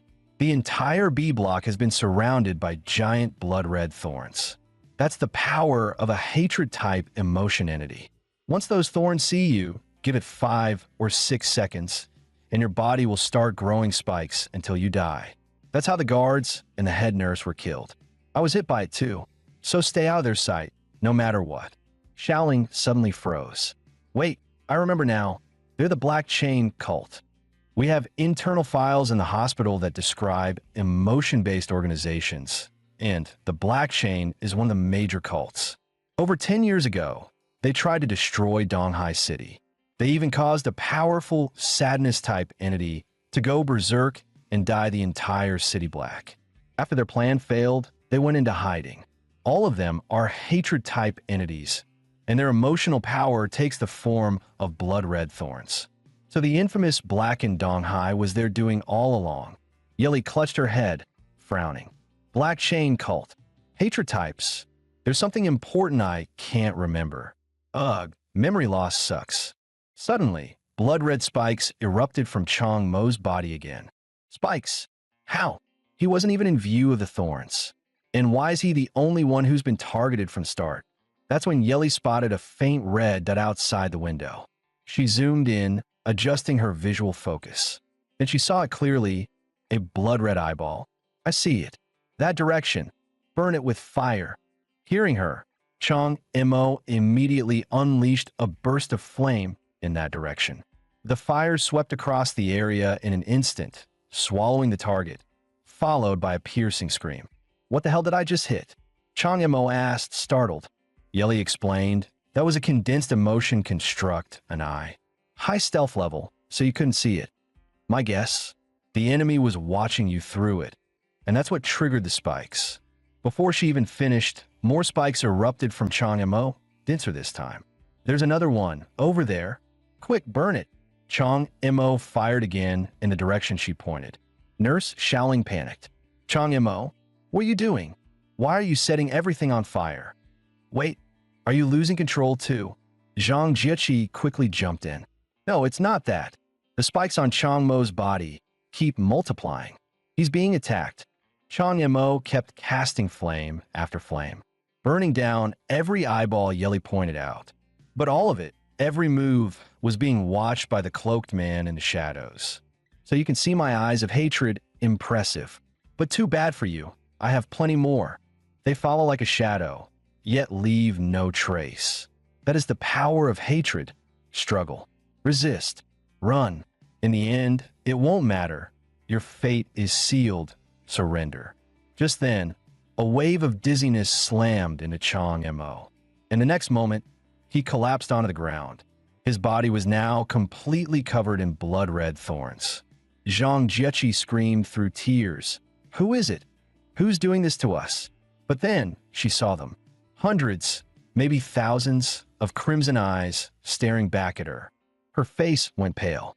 She let out a blood-curdling scream. Nurse Xiaoling looked at her, worried. Zhang Jiechi, are you okay? Don't tell me. You're having an episode too? What are you talking about? Red eyes? I didn't see anything. This has to be a hallucination. You're all imagining things. Yili sighed. So, Zhang Jiechi can see them too. The eyes. But it doesn't matter now. It's all over. Meanwhile, Chanya Mo was trying to process the sensation of the spikes. They were bizarre. They didn't interact with the floor or even his clothes, only his body. If it weren't for the real, stabbing pain and his total paralysis, he'd think it was all a dream. He asked Yili quietly, I'm really done this time. You got anything left? Yili answered calmly, Nope. Told you, I used everything back on the ocean. Chang Mo blinked. You don't even seem worried. If I die, doesn't that mean you're dead too? Correct, Yili said flatly. You die, I die. But worrying won't help. Don't worry. No matter how this ends, I'll stay with you. Chang Mo was silent for a moment. Then he turned to the others. Zhang Jiechi, Shaoling, Chenju, you guys need to leave. I think I was the target all along. The spikes aren't growing anymore, which means they don't want me dead, just immobilized. They're trying to capture me alive. As long as you don't interfere, you might still make it out. Zhang Jiechi spoke up. Yeah, from the start, only Chang Mo was growing those spikes. But just leaving him behind. Before she could finish, Nurse Shaoling cut in, her voice distant, almost blank. Yeah, I should just run. But the very next second, she broke down completely. I can't. I'm scared. Please, someone save us. Anyone. Zhang Jiechi gave her a helpless look. That's when Chenju stepped forward. Without a word, he bent down and lifted Chang Mo off the ground. Chenju, what are you doing? Zhang Jiechi asked in shock that he answered simply, taking him with us. Zhang Jiechi rushed to stop him. You can't. Those red eyes are still out there. If they see us, we'll get hit too. The only reason we're safe is because they're targeting Chang Mo. If we carry him, we'll be next, and we'll never make it out. Chenju just smiled. Come on, be optimistic. How do we know it's impossible if we never try? Meanwhile, the cloaked man was still watching. Ugh, these meddling pests, such a pain. Too bad the high priest ordered me not to kill any patients or nurses. Just seal off B block and stir chaos. Once he kills the director, I grab Chang Mo and we're out. He paused for a moment, eyes narrowing. Then a twisted grin spread across his face. Screw it. I'll just kill these three. Should be fine, right? You chose the wrong side anyway. But just then, boom, a sudden quake shook the building. What the? I lost visual. That area's eye of hatred was destroyed. Smoke now poured across the room where Chang Mo and the others had been. And from within that haze, a crowd of berserk patients began to emerge. The cloaked man noticed immediately. Ah, it's those berserk patients. They must still be hiding inside that room. Suddenly, Zhang Jiechi shouted, The red eyes, they're gone. Those berserk patients must have destroyed them with their powers. Without missing a beat, the group followed her and ran. While running, Chang Mo turned to Nurse Shaoling. Shaoling, do you still have the chain you used to restrain me? She nodded. Yes, it's in the equipment room, second floor. Then that's where we're going, Chang Mo said firmly. Yili praised him. Smart move. If you absorb the rational energy in that chain, you'll regain your mobility. Zhang Jiechi led the group, scanning ahead as she ran. Left corner up ahead, red eye. Go right. Yili whistled. Nice. Her vision can cut through walls. No wonder her emotional power is eye-based.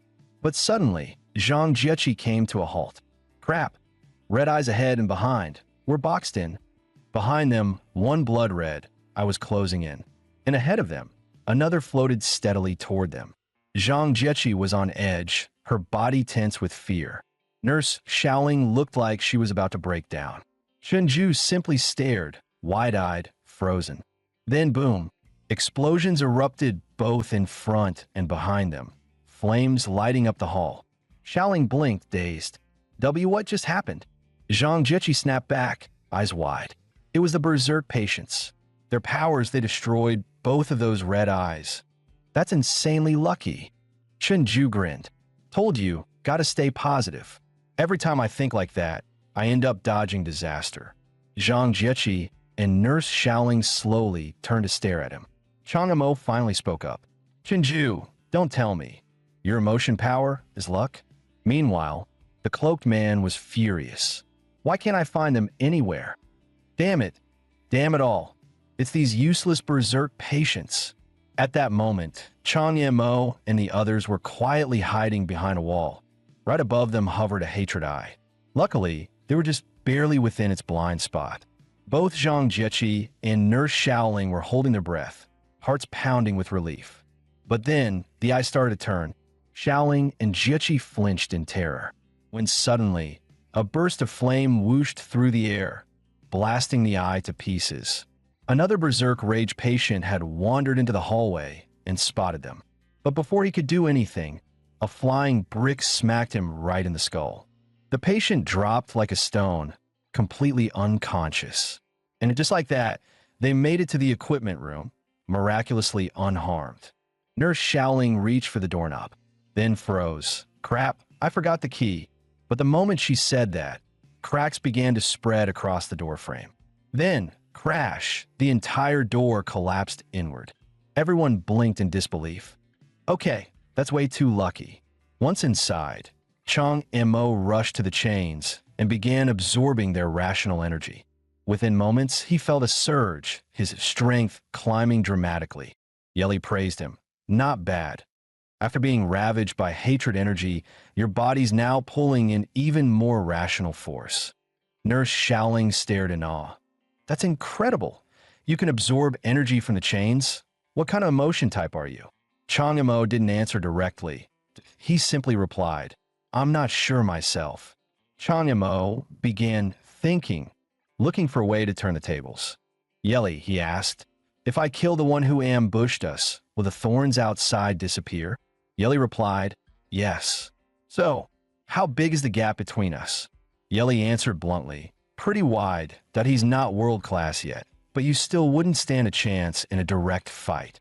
The world usually classifies emotion entity power into 6 tiers. Tier 1, standard patience. Tier 2, your old enemy Lu Jia. Tier 3, that glasses guy who backed him up. This attacker, almost tier 4 at the top of the scale, is tier 6, world class. You're actually below tier 2. The only reason you beat Lu Jia is because you have a high resistance to anger-based powers. That said, here's the good news. Those thorns trapping B-Block, they're made of his emotion entity. They're loaded with power, meaning he's dumped about 95% of his strength into the barrier. His human body right now, pretty fragile that if you catch him off guard, you could kill him. That's when Yeli noticed the look Chang Mo was giving her. Half skeptical, half really? She immediately pouted. What? That look? Don't tell me you doubt my judgment. Chang Mo spoke slowly. Exactly, there's something I just can't wrap my head around. Earlier, you told me, the director is fighting a world-class enemy, right? That means you can sense the director's condition, am I right? Yeli nodded. Yeah, that's so what? Chang Mo pressed on. It's because your rank, your position, is higher. You can sense things we can't, right? If that's true, then we've got a problem. With all that power, why didn't you sense the patients losing control? Why didn't you detect the eye of hatred attacks? Shouldn't that have been easy for someone like you? So, tell me, can I really trust your judgment? Yeli slowly closed her eyes, then smirked. You're sharper than I expected. Remember what I told you. In this emotion-driven world, seeing is one of the most important abilities. Normally, the higher your position, the deeper your understanding of essence, so the more you can see. Perception, it's just another form of seeing. But in certain cases, the higher your rank, the less you actually see, like when your field of vision is being blocked. Chang Mo frowned. What does that mean? Yeli gave an example. Take a dinosaur. Far more powerful than an insect, but it wouldn't notice a bug hiding under a leaf by its foot. Things like patient breakdowns or those hatred emotion entities, they're too small, too insignificant. Unless they're right in front of me, I won't detect them. But the director, she's world-class. She's impossible for me not to notice. It's like how a dinosaur senses another nearby, through trees shaking, growls, claw marks, or scent. Of course, world-class beings can train themselves to perceive everything in a set radius. That's how the director was able to protect the second hospital all this time. But me, I've got no power left, and half my memory's gone that I can't do that anymore. Chang Yamo scratched his head. Oh, sorry.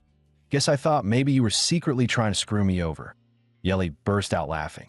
Relaxed, I personally confirmed the hatred entity that's sealing off B-Block. I don't remember what its power does, but I know exactly how strong it is at a glance. Nurse Shaoling glanced at Chang Yamo, confused. Why is he zoning out again? Yep, definitely has split personality disorder. That's when Chang Yamo finally spoke.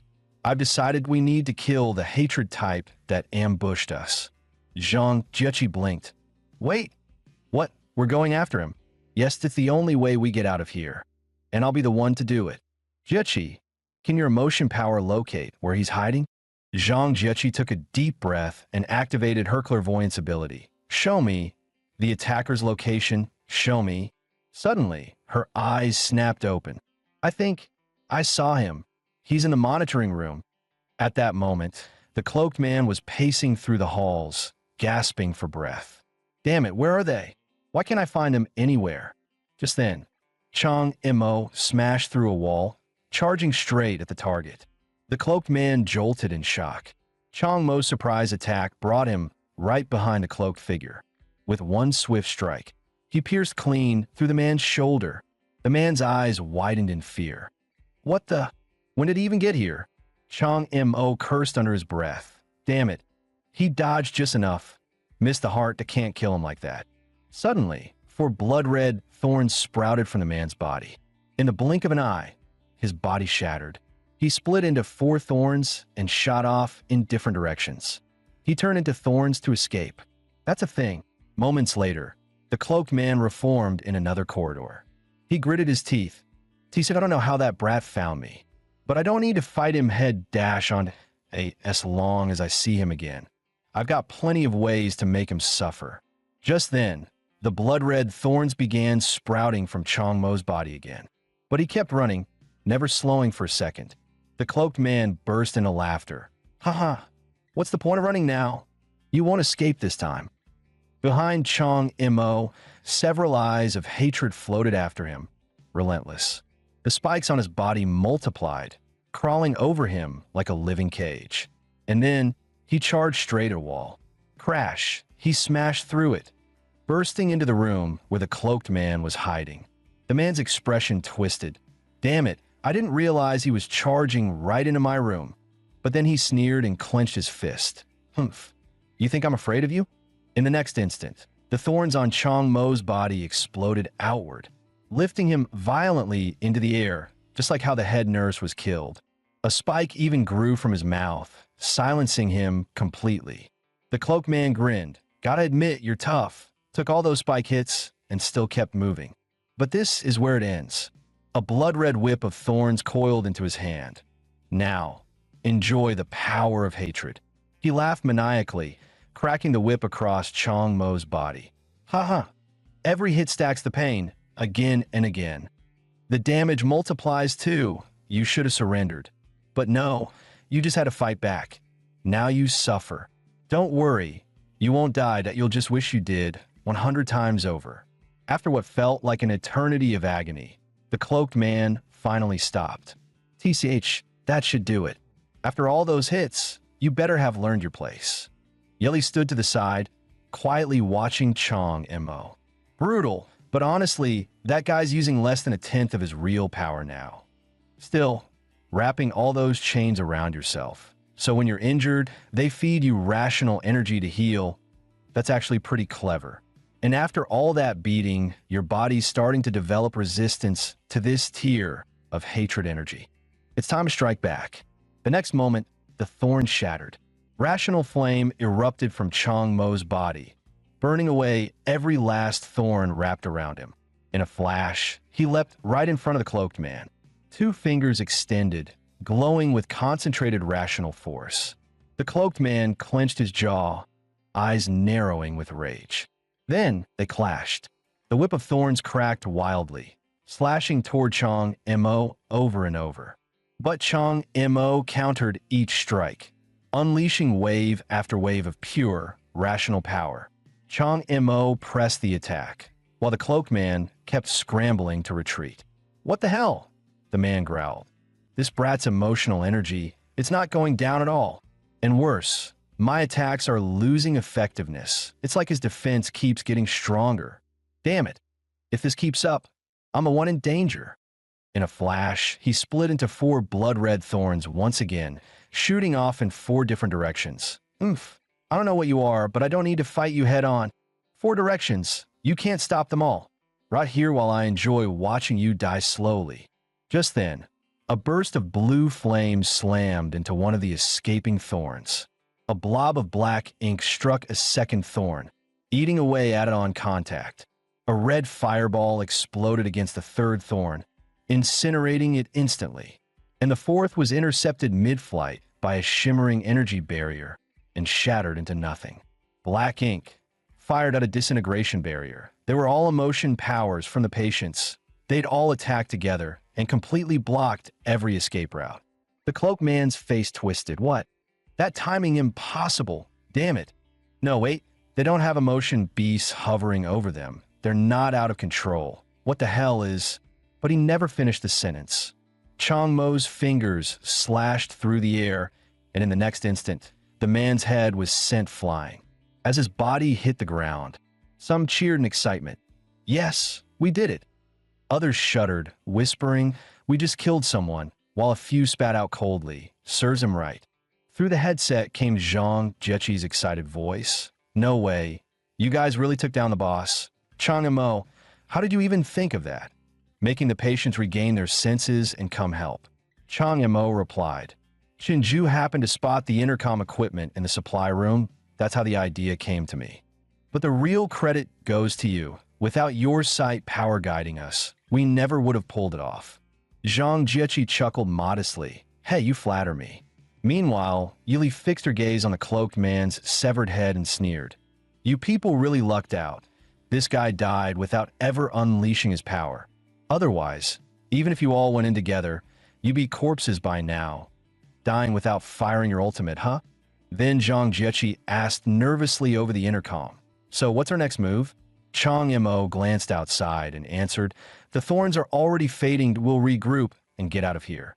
The danger's not over. The Dean is still fighting the enemy, and there might be more waiting outside." Zhang Jiechi pressed anxiously. "Then what do we do?" Chang Mo analyzed. "The second wing's comms are being jammed. That's why we couldn't make any calls earlier. We need to get beyond the jamming field. Then we can call Dr. Liu. The enemy striking while Dr. Liu was away isn't a coincidence. Only when he returns can we truly break this deadlock." Just as they prepared to leave, a furious roar echoed. "Bastards! Bastards!" Chang Mo snapped his head around to see the cloaked man's severed head floating in the air, screaming, "It's all you vermin! How dare you do this to me?" But as he raged, the thorny power outside began to fade, only to surge back, converging on him. "You insects, even in death, I'll never let you go." In the next instant, countless thorns sprouted from the stump of his neck, lashing out like tentacles, whipping straight toward Chang Mo and the others. They had no choice but to run for their lives. As they ran, Chang Mo glanced at Yili. "Wasn't he dead? How can he still attack?" Yili replied, "I don't remember clearly, but he was dead. This must be a special ability of the hatred emotion entity. He's condensed all his power now. You're no match for him." Just then, Chang Mo ran into Zhang Jiechi and the other two. At first, the three were stunned by the horrifying sight behind him, then quickly fell in step, joining the desperate escape. Zhang Jiechi shouted while running, "What the hell happened? Didn't we finish him off?" Chang Mo answered, "No time to explain, just run." At that moment, one of the enraged patients could no longer hold himself back. He spun around and cursed. "Damn it! You just don't quit, do you? You really think I'm scared of you?" Flames erupted violently from the furious patient, and it was already too late for anyone to stop him. In the next instant, countless thorns shredded the enraged patient into pieces. Another patient, drowned in depression, collapsed in terror, losing control of his emotions. He clutched his head on the ground as streams of black liquid, born from his despair, spread around him. The crushing thorns rolled past, flattening him to death. Chang Mo shouted urgently, "Move! We can't waste time on them." Just then, Nurse Xiao Ling, an ordinary human, could no longer keep running. Yili warned, "We can't afford delays. We need her phone. Without it, our survival chances drop sharply." But in that unlucky moment, Nurse Xiao Ling tripped over a stone and fell hard to the ground. The thorn forest behind them was already closing in. Zhang Jiechi cried out, "Xiao Ling."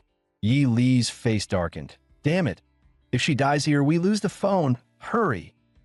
At her words, Chang Mo dashed straight toward Nurse Xiao Ling. Nurse Xiao Ling was utterly consumed by fear. She cried out, "I don't want to die. I don't want to die.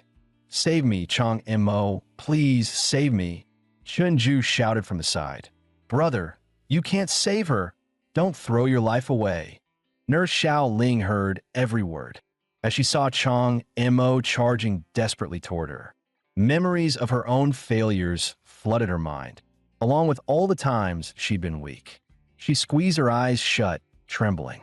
Then she recalled how Chang Mo and the others had fought and endured. And finally, that moment when Nurse Zhou had risked everything to save her. In her vision, Nurse Zhou's figure overlapped perfectly with Chang Mo's rushing silhouette. Nurse Xiao Ling clenched her teeth. She shouted, "Chang Mo, take the phone. Go. Don't worry about me. Call Dr. Liu back to avenge us."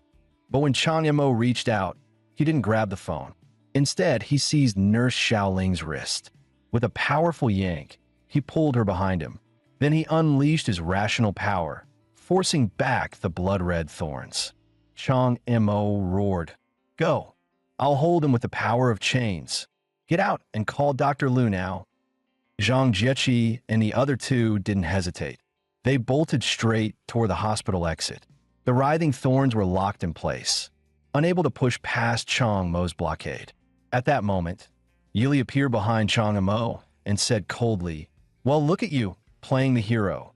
You'll get us both killed." Chang Mo muttered, "Sorry, I lost my head for a moment." Yili chuckled, "Good that you're the rational emotion entity. If you don't go crazy once in a while, how can you control our reason? Try it. Absorb every ounce of power from your chains in one breath." Chang Mo frowned. "Won't I lose control?" Yili smiled. "You'll never know until you try." "Fine." With gritted teeth, Chang Mo began to absorb all the power sealed within the chains. As soon as he closed his eyes, the rational monster was summoned out from the depths of his heart realm. From that moment on, he finally possessed the strength to confront the hatred monster head-on. Meanwhile, two figures stood on a hillside, watching the scene unfold.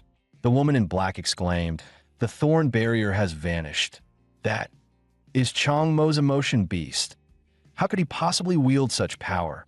When the world happened?" The woman in white replied calmly, "I fear only he himself knows the answer." The woman in black pressed urgently, "The situation has changed. Please act now. Master Zhao, the fight over there isn't finished. If you interfere now, everything we've built will be ruined." The woman in white refused coldly. "No, our agreement was clear. I only deal with the world-class entity behind Chang, and everything else is none of my concern." The woman in black grew anxious. "Then at least use your world-class power to blanket this area, so no one escapes." Lighting a cigarette, the woman in white exhaled slowly. "That would still mean I'm interfering. No, I stick strictly to the contract." She added casually, "Besides, there's no need to panic. We're holding the exit at zone B. You can just pick them off one by one. They're not getting out." Meanwhile, Chunju and the others had already escaped the hospital. Zhang Jiechi complained, "Damn, it's so dark. Are we really going to make it out? Maybe we should have taken a main road after all." Chunju shook his head. "No way we can use the front gate. What if the enemy's waiting there? The mountains are only shot. With our brother's emotion power breaking everything down, we can just carve a hole out the back and slip away." Zhang Jiechi glanced at Nurse Xiao Ling. "Well, Xiao Ling, got any signal yet?" Nurse Xiao Ling stared at her phone. Still nothing. Then suddenly her eyes lit up. Wait, there's a signal. A moment later, the phone chimed. Sorry, the number you dialed is powered off. Tears spilled down Nurse Xiaoling's face. How could this be? If that's the case, then Chang Mo. But Shinju grinned, unfazed. Keep calling. Things always work out in the end. Nurse Xiaoling's despair vanished in an instant. That's right. With Shinju here, luck will definitely be on our side. Meanwhile, the battle between Chang Mo and the hatred emotion entity raged on. The patients who had regained their sanity were fleeing desperately alongside the nurses. And the clash between Chang Mo and the cloaked man had reached a fever pitch. The cloaked man roared, "Bastard!" At once, he manipulated the thorns, weaving them into a massive spearhead. In the blink of an eye, it shot straight toward Chang Mo. Chang Mo's eyes hardened, and he unleashed a burst of blue flames that reduced the spear to ashes. The cloaked man surged with power once more. Countless thorns pierced straight through the body of the rational monster. Driven by hatred, the thorns went berserk, striking again and again without pause. Standing on the rational monster's palm, Chang Mo fought desperately to block the onslaught. At that moment, the chains wrapped around him suddenly snapped. Yili shouted, "No! Even if you've absorbed the chain's power, even if you've built resistance against hatred, the gap between you is still an entire tier. You can't beat him head on." Chang Mo demanded, "Then what should I do?" Yi Li's voice dropped low. "There's one last chance. Use your rational emotion power on his mind, the same way you did with the patients. He's been dead for a long time. It's only his hatred that keeps him standing. If his spirit regains reason, his entire power may collapse. Now, all or nothing. Bring him back to his senses." With a burst of determination, Chang Mo lunged straight at the cloaked man's head. At that moment, Song Mo's entire body was engulfed in a flame of pure rationality. The cloaked man, consumed by hatred, let out a furious roar. He commanded every thorn around him, turning their sharp points towards Song Mo. Within seconds, Song Mo's figure was completely swallowed by the writhing thorns. The cloaked man kept roaring madly, until Song Mo's hand suddenly appeared right before his eyes. Smack! Song Mo's palm pressed firmly against the man's face. As the power of reason poured into him, the man's madness faded. His eyes regained clarity and awareness returned. He blinked in confusion for a moment before whispering softly, "What is this feeling? It's been so long. To not be ruled by hatred, to finally be myself again." Tears streamed down his face uncontrollably. Laughing and crying at once, he shouted, "Ha! So that's it. Heaven hasn't abandoned us, hasn't abandoned me." Then he smiled at Song Mo and said gently, "I'm sorry for hurting you." Song Mo stood there, stunned by the sudden change. He thought, what the hell? That's one hella mood swing. But the next instant, the man's head exploded and every thorn around them disintegrated into dust. Song Mo fell from midair, landing steadily on the ground. "Is he dead?" he asked. "Yes," Yeli replied with a cheerful nod. Song Mo couldn't stop thinking about the cloaked man's final words. It felt oddly unsettling. Then Yeli pointed ahead. "Look, over there." Song Mo turned his gaze and saw a red, thorn-covered organ pulsing like a living heart. "What is that?" he asked. Yeli explained. "That's the core of hatred. Remember? When Lu Jia killed your supervisor, it was to devour this very thing. When you killed Lu Jia and that guy with the glasses, the same core appeared, but you didn't have time to collect it. It holds all of his emotional energy. Too bad you're not a hatred-type emotion being. If your rationality monster could absorb it, its power would skyrocket, and you'd be able to draw even more strength from it." "So that's it," Song Mo muttered. "Weird, why won't my power stop?" Yeli turned sharply toward him, her pupils shrinking in alarm. "No, this is bad. You're losing control." The rational emotion entity brought its massive hands together, as if to swallow Song Mo whole. "Losing control?" he asked in confusion. In the next instant, blue crystalline growths spread across his eyes. Calm as ever, he asked, If I'm losing control, what should I do? Yeli shouted back. First of all, don't be so calm. Feel something. Fear, anger, happiness, sadness, anything. Remember what it's like to feel again. Song Mo whispered. Fear, happiness, anger. What are those? Yeli's pupils trembled.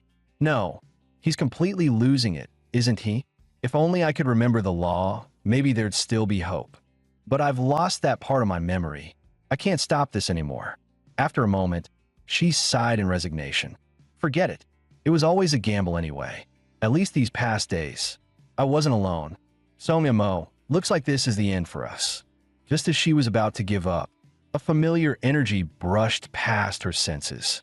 She quickly turned and saw it coming from the core of hatred. With each pulse of that crimson core, Yeli's own heart thumped and sank. What impossible? Am I imagining this? No, this isn't an illusion. It's faint, but that's my power. Yeli's eyes widened with sudden hope. Song Mo, hold on. We're not done yet. See that blue energy? That's my power. If you touch it, I might recover some of my memories and maybe, just maybe, find a way to save you. Song Mo did as Yeli said and slowly stepped forward. Yeli watched him approach the core of hatred, her mind swirling with questions. Why does that thing carry a trace of my power? Could it be that my past is somehow tied to the Black Chain cult? By now, Song Mo was only inches away from touching the core. The moment his fingertips brushed against it, a burst of blinding white light exploded outward. In an instant, the light swallowed them both whole. The next second, a vivid vision unfolded before their eyes. Inside a grand cathedral, countless believers were shouting in unison, "Long live the High Priestess." But the moment the woman on stage raised her hand, the hall fell silent. Her crimson lips curved as she spoke, calm and cold. I founded the Black Lotus cult. I saved you all. But that isn't enough. To restore true rationality to this world, we must destroy Donghai City. Song Mo froze where he stood, eyes wide in disbelief. Wait, Yili? The founder of the Black Chain cult? He remembered what Nurse Shaoling once said, that more than a decade ago, the cult tried to destroy Donghai City, unleashing a monstrous sorrow entity that drowned the entire city in darkness.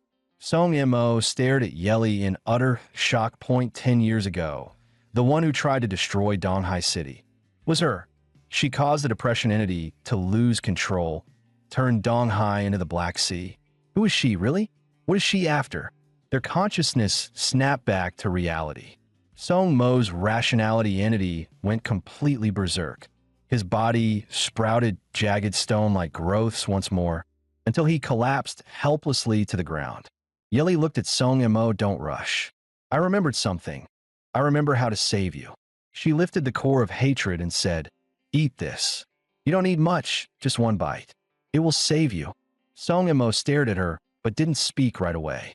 He only noticed a faint smile tug at the corner of her mouth. The core writhed in their hands, and for a moment both Song Mo and Yeli were silent. After a beat, Song Mo exhaled, then opened his mouth. All right then. Too bad I can't move. Could you feed me? Yeli leaned in and placed the core in his Song Mo's mouth. He bit down and swallowed it. The next instant, Song Mo felt a surge of new power inside him. His body stood up on its own, and blood began to appear across his skin. A torrent of blood burst forth.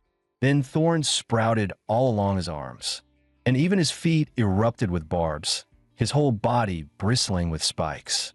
Song Mo turned his head toward Yeli, who said nothing. Only that small, knowing smile remained. He was about to ask what had happened when the thorns suddenly surged outward from his body, and the stone-like growths that had encased him vanished. Song Mo collapsed to the ground, gasping for air. Yeli approached and cradled his head, resting it on her knee. Thank you for trusting me, she whispered. Song Mo managed a wry smile. Don't get sentimental. I had no choice. A queenly edge crept into Yeli's expression.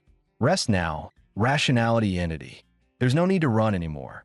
Song Mo said, So after all this fuss, you're the founder of the Black Chain cult? But you were supposed to have been missing for years. Can you still command them? Yeli replied, Probably not. I remembered a bit. After the attempt to destroy Donghai City failed, the cult fractured. The world-class hatred entity that showed up this time was once led by Zhao Yin, the main opposing faction leader back then. If you'd fallen into his hands, you wouldn't have ended well. Song Mo panicked.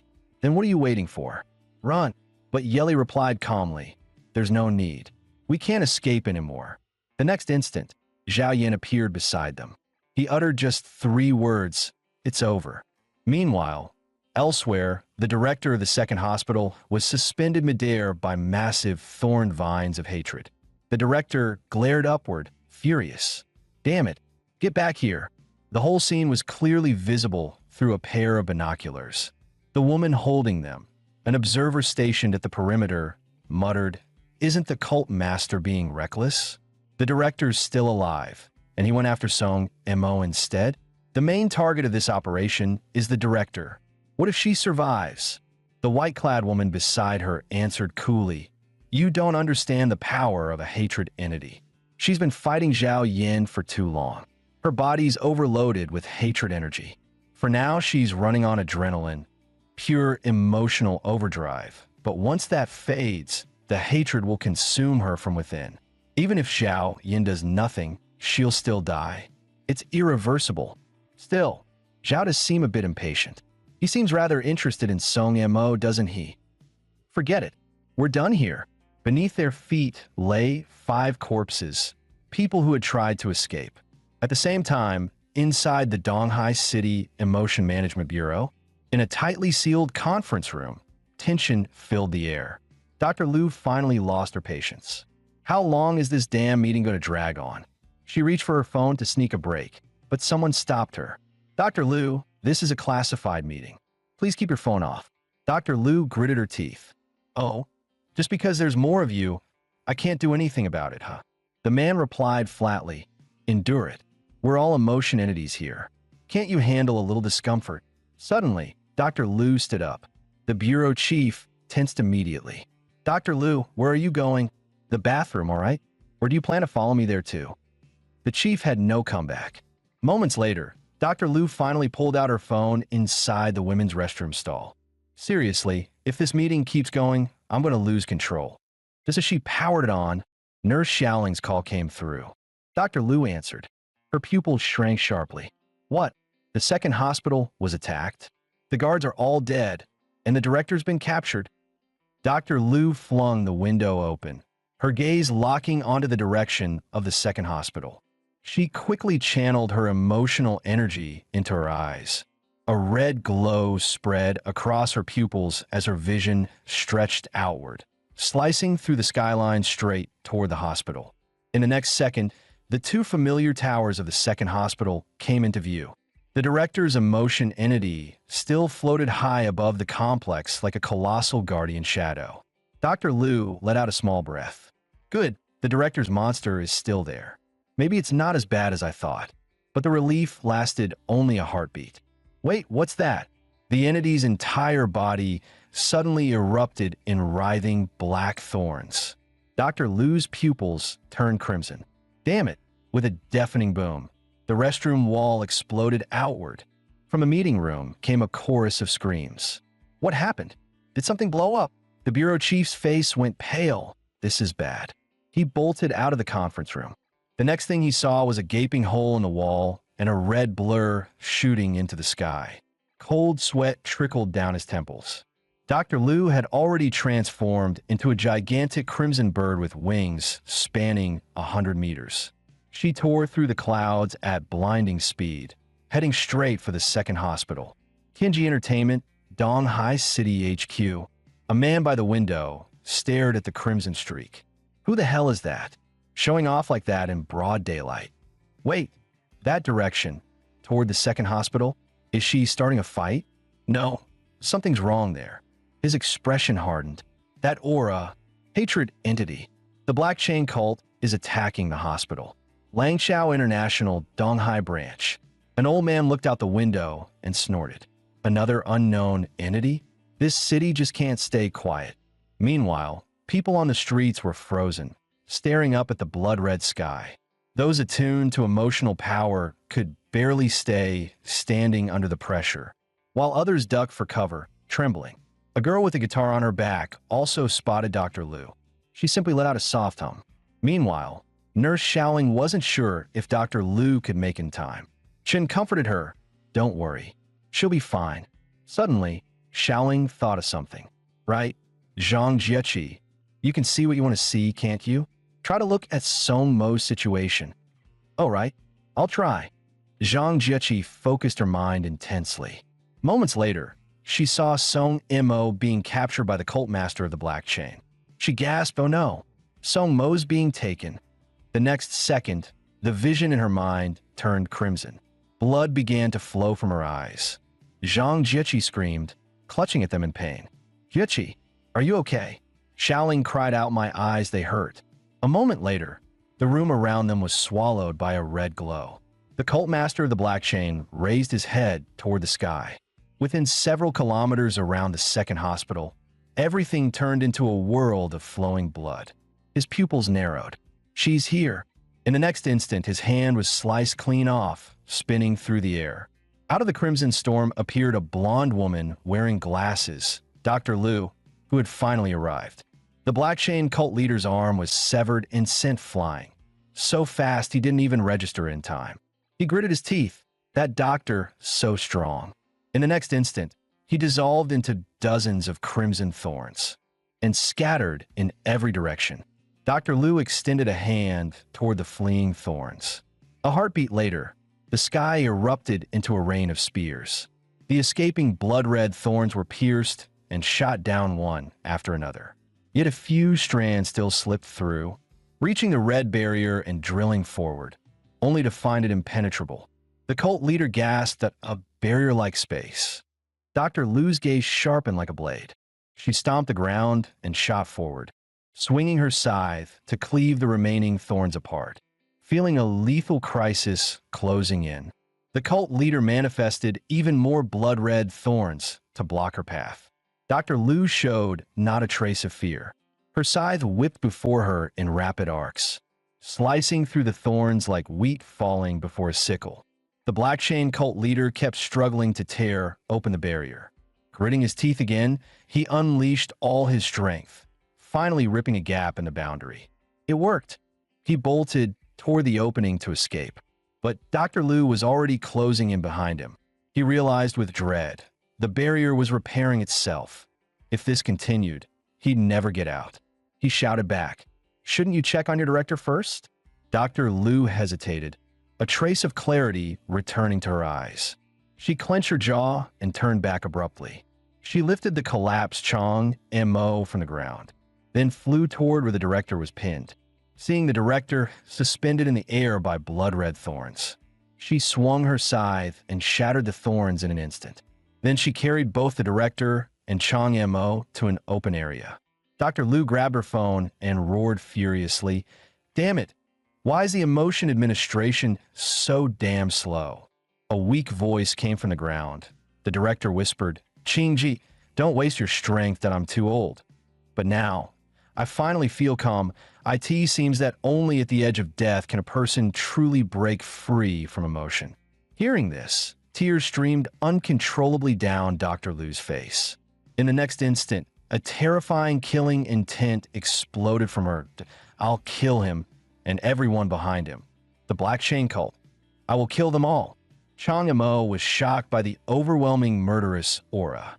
The killing intent spread outward, enveloping the entire second hospital. Chunju and the other weaker emotion-born beings trembled violently. Only Nurse Xiaoling, a normal human, remained barely steady. Even the 3 Black Chain members who had fled far away shuddered.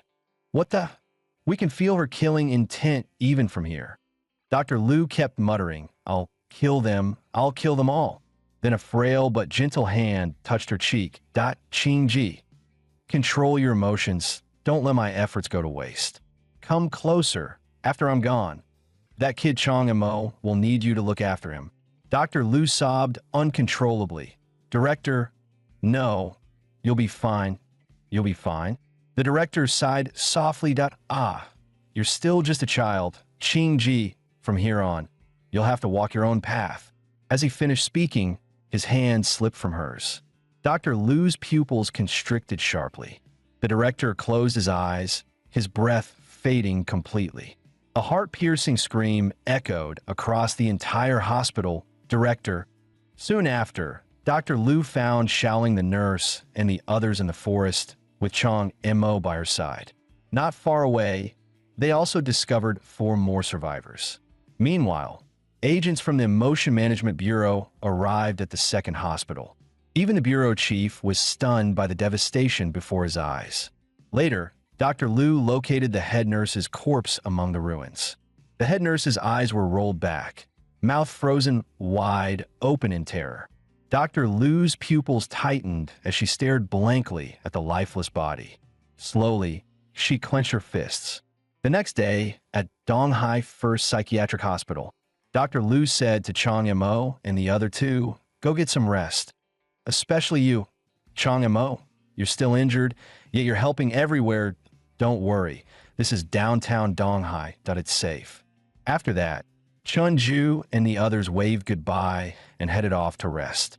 At that moment, the young man standing beside Chang Mo seemed hesitant, as if wanting to say something. Seeing him struggle to speak, Chang Mo asked, "What's wrong?" "Well, right. My name is Lu Xinliang. I heard you can stabilize emotion-born beings and suppress emotional power, right?" "More or less." "Then help me out, please." At his request, Chang Mo gently placed his hand on Lu Xinliang's head, helping him suppress his emotional power. After a moment, Chang Mo withdrew his hand and said it was done. Lu Xinliang froze for a second, as his real emotions returned. The next instant, he broke down, crying in unbearable agony. Chang Mo watched him suddenly collapse into tears, confused. He stepped forward and asked softly, "Hey, you okay, man?" Lu Xinliang choked out, "Sister Zhou. I killed Sister Zhou." Chang Mo finally remembered. Yes, last night, it was him. Chang Mo quickly tried to comfort him. "Let it go. You didn't do it on purpose. She's already gone. Crying won't change anything." But Lu Xinliang only cried harder. "Don't comfort me. I deserve to die. I'd secretly liked Sister Zhou for so long. Last night, I went to confess to her, but I ended up killing her. She was so good to me, and I killed her. And just now, I didn't even feel sad. I even laughed. Damn it, I actually laughed. Chang Mo, do you think I'm still human? Maybe I should just die." Watching him fall apart, Chang Mo actually felt it was a bit over the top, but decided to help anyway. He took out the pendant Sister Zhou had entrusted to him. "She asked me to give this to you, and she left you a message. She said she hoped this little light could brighten the darkness around you." Chang Mo repeated the exact words she told him when she handed over the project. Lu Xinliang stopped crying, as he simply stared blankly at the pendant in his hands. Then Chang Mo placed the pendant into Lu Xinliang's hand. Lu Xinliang instinctively tightened his grip around it. He choked out, "Chang Mo, thank you." The next day, when Chang Mo opened Lu Xinliang's room, what he saw was a body hanging from the ceiling. He held a note in his hand. On it were the words, "I started laughing again. Sorry, I can't forgive a version of myself who killed Sister Zhou and still felt happy." Chang Mo said calmly, "Was this necessary?" Yeli responded, "For most people, death is the only way to escape the control of emotion." Yeli added softly, "Chang Mo, haven't you noticed? You're the same." Meanwhile, a woman was making a phone call on a mountain road. "Miss Song, don't worry that I'll reach the city soon. Thanks for everything. Freedom feels wonderful. It's just a shame Chang Mo wasn't brought back. Miss Anna will handle things after this. Keep the plan moving that I'm no longer the head nurse. I don't have to hold back anymore." That woman was none other than the former head nurse of Donghai Second Psychiatric Hospital, Yin Bei, in a private manor owned by the Song family of Donghai City. Miss Song walked in from outside. "Master Zhao, thank you for your hard work this time. Once everything is complete, we will keep our promise." Master Zhao replied absent-mindedly, because one thought echoed in his mind. "Yeli, you're alive. Yinjing, Daxia, Central Bureau of Emotional Entities, Arbitration Court Number 1. The judge announced the verdict. Chunlu, on new calendar year 1225, in Jingang City, improperly used emotional power, causing 17 serious injuries and heavy damage to public facilities. Final ruling, permanent imprisonment, effective immediately. The gavel struck, ending the trial. Chun-Li's emotions exploded at once. Are you kidding me? I object. I didn't do it on purpose. Why should I be punished like this? Do you know who I am? I'm a provincial-level emotional entity, and the company behind me is Qianji. You can't treat me like this. I want to appeal. I want to appeal.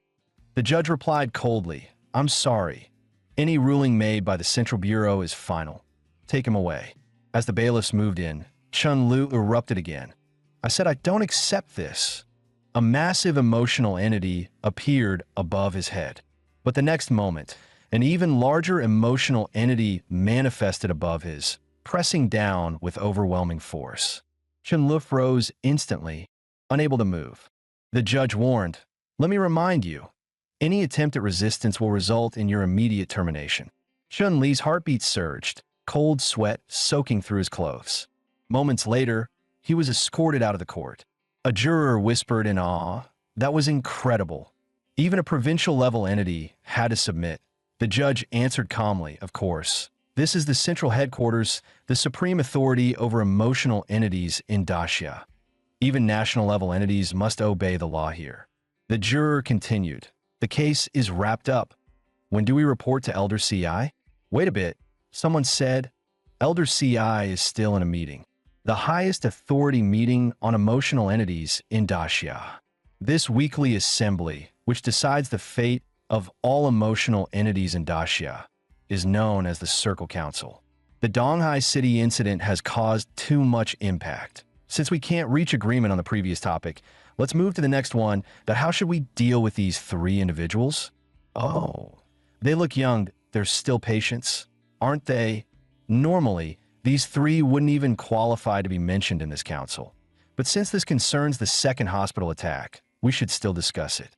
According to the reports, C.I. Ming said, these three contributed greatly in this incident that I propose awarding them the bronze medal, along with a certain amount of emotional resources, and also bringing them into the Donghai City Management Bureau for training. What do you all think? Jieguan replied, no objections. Duan Xuan added, no objections for me either. The council leader, Wei Shoujua, paused for a moment before turning to ask, Old Lei, what's your take? Lei Zhao stayed silent for a few seconds. Then he suddenly burst in a loud laughter. C.I. Ming frowned. What? Is there something wrong with my proposal? Lei Zhao rubbed his forehead, laughing uncontrollably. Huh. This is exactly why you people sitting in offices never understand what's really happening on the ground. Want me to give you the full picture? Shinju, his ability is likely luck. Zhang Jieqi, her ability allows her to see the intel she wishes to see. And this one, Chang Mo, his power is probably connected to the restraint chains. C.I. Ming replied, if that's the case, then these three are quite exceptional talents, especially Chang Mo in that case. Why not transfer them directly to the Central Bureau for focused training? That would maximize their value. But Lei Zhao shook his head that, don't rush. Let me finish their backgrounds. Zhang Jieqi's background is clean, an ordinary family, nothing unusual. But the problems start with Chunju that he is not a citizen of Dacia, that he seemingly appeared in Donghai City out of nowhere, was found by a passerby, and sent to the psychiatric hospital. And Chang Mo is even more suspicious. There must be a world-class entity behind him. And from what I can tell, not an ordinary world-class. The emotional entity backing him is likely the same type as Chang Mo, meaning a world-class of an undiscovered, unclassified type. His admission to the second hospital, that was clearly arranged by this world-class being. And just a few days after he entered the hospital, the place was attacked at Oh, you really think that's just a coincidence? And his so-called contribution? Was it really something that's significant? The Black Chain cult still managed to kill the old director. He merely saved some patients. Hardly enough to affect the larger situation. C.I. Ming asked in a low voice, you mean? Lei Zhao slammed his palm on the table. Exactly, that's what I mean. I suspect he is the Black Chain cult's undercover agent planted inside the Bureau. Therefore, I propose we apprehend him immediately. Meanwhile, at Donghai City First Psychiatric Hospital, Changamo asked Yili, "Have you remembered everything? Why did you create the Black Chain cult back then? And why did you try to destroy Donghai City?" Yili grabbed her hair in frustration and, "Oh, idea. I can't remember anything." Changamo reminded her. "That Master Zhao seemed really fixated on you. He grabbed my throat, demanding to know where you were hiding. Why?" Yili quickly explained. "Ha. That's because he's afraid of me." Chang Mo continued.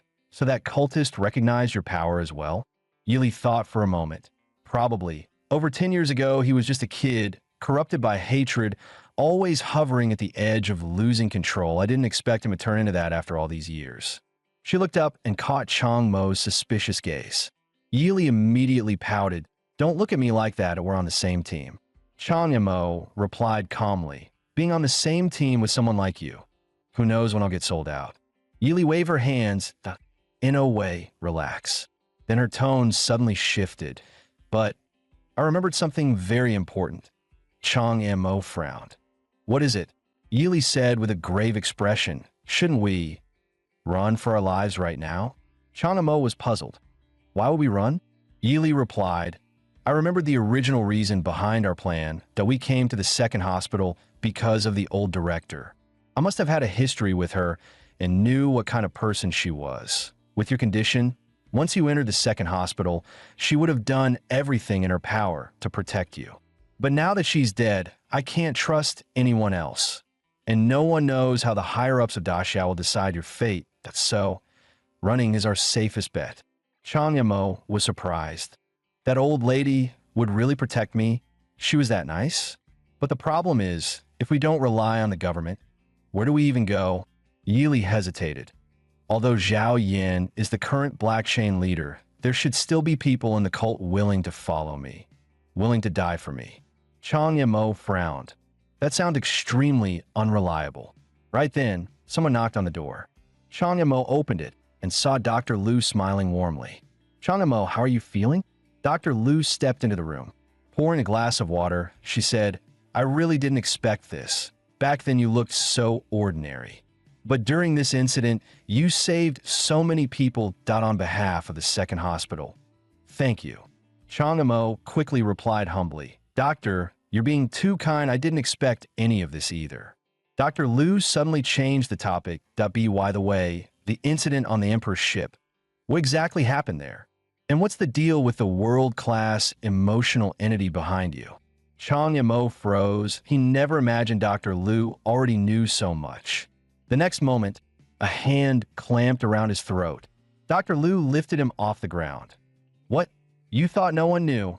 You're underestimating Daxia's intelligence network. Tell me, where is the world class behind you?" She had already slipped fully into a rage state. Chang Mo struggled with all his strength, but he couldn't break free. He asked Yili desperately, "What do I do? Should I expose you?" Yili shouted, "No, absolutely not. Just say you don't know." Chang Mo pressed, "And if I do expose you, I'm innocent anyway." Yili panicked. "Chang Mo, if I die, you die. And don't forget, I was once the cult leader who tried to destroy Donghai City. If they know I exist inside you, they'll never let me go, and they'll never let you go either." Chang Mo thought for a moment. Then he looked at Dr. Lu and said, "Dr. Lu, what exactly is a world class?" A flicker of clarity returned to her eyes, but it was instantly replaced by fury. She slammed Chang Mo onto the floor and drove her blade into his shoulder. Still pretending, "After killing Lu Jia, you fought a world class on the Emperor's ship. There were plenty of emotional entities on board. You think you can hide that from everyone? Tell me, where is the world class behind you?" Yili quickly told Chang Mo, "Hold on. Dr. Lu is probably just trying to intimidate you." Chang Mo answered, "Don't worry, I know." He turned to Dr. Lu and said, "What happened on the Emperor's ship, I always thought it was a dream. When I woke up on the beach, I came straight to the second hospital." Dr. Lu drove another blade straight into his other shoulder. "Lies. You walked 30 kilometers from the beach to the hospital, and every camera in Donghai City failed to capture you. What exactly were you hiding from?" "I don't know. I was confused. IT just felt like a voice was telling me where to go." Dr. Lu roared, "Do you have any idea?" The very day you were admitted, the Emotion Management Bureau came to take you. It was the director who protected you with everything she had. She didn't want you to go astray. And she was wrong about you. You're the Black Shane cult's mole. You helped them attack the second hospital. You helped them kill the director.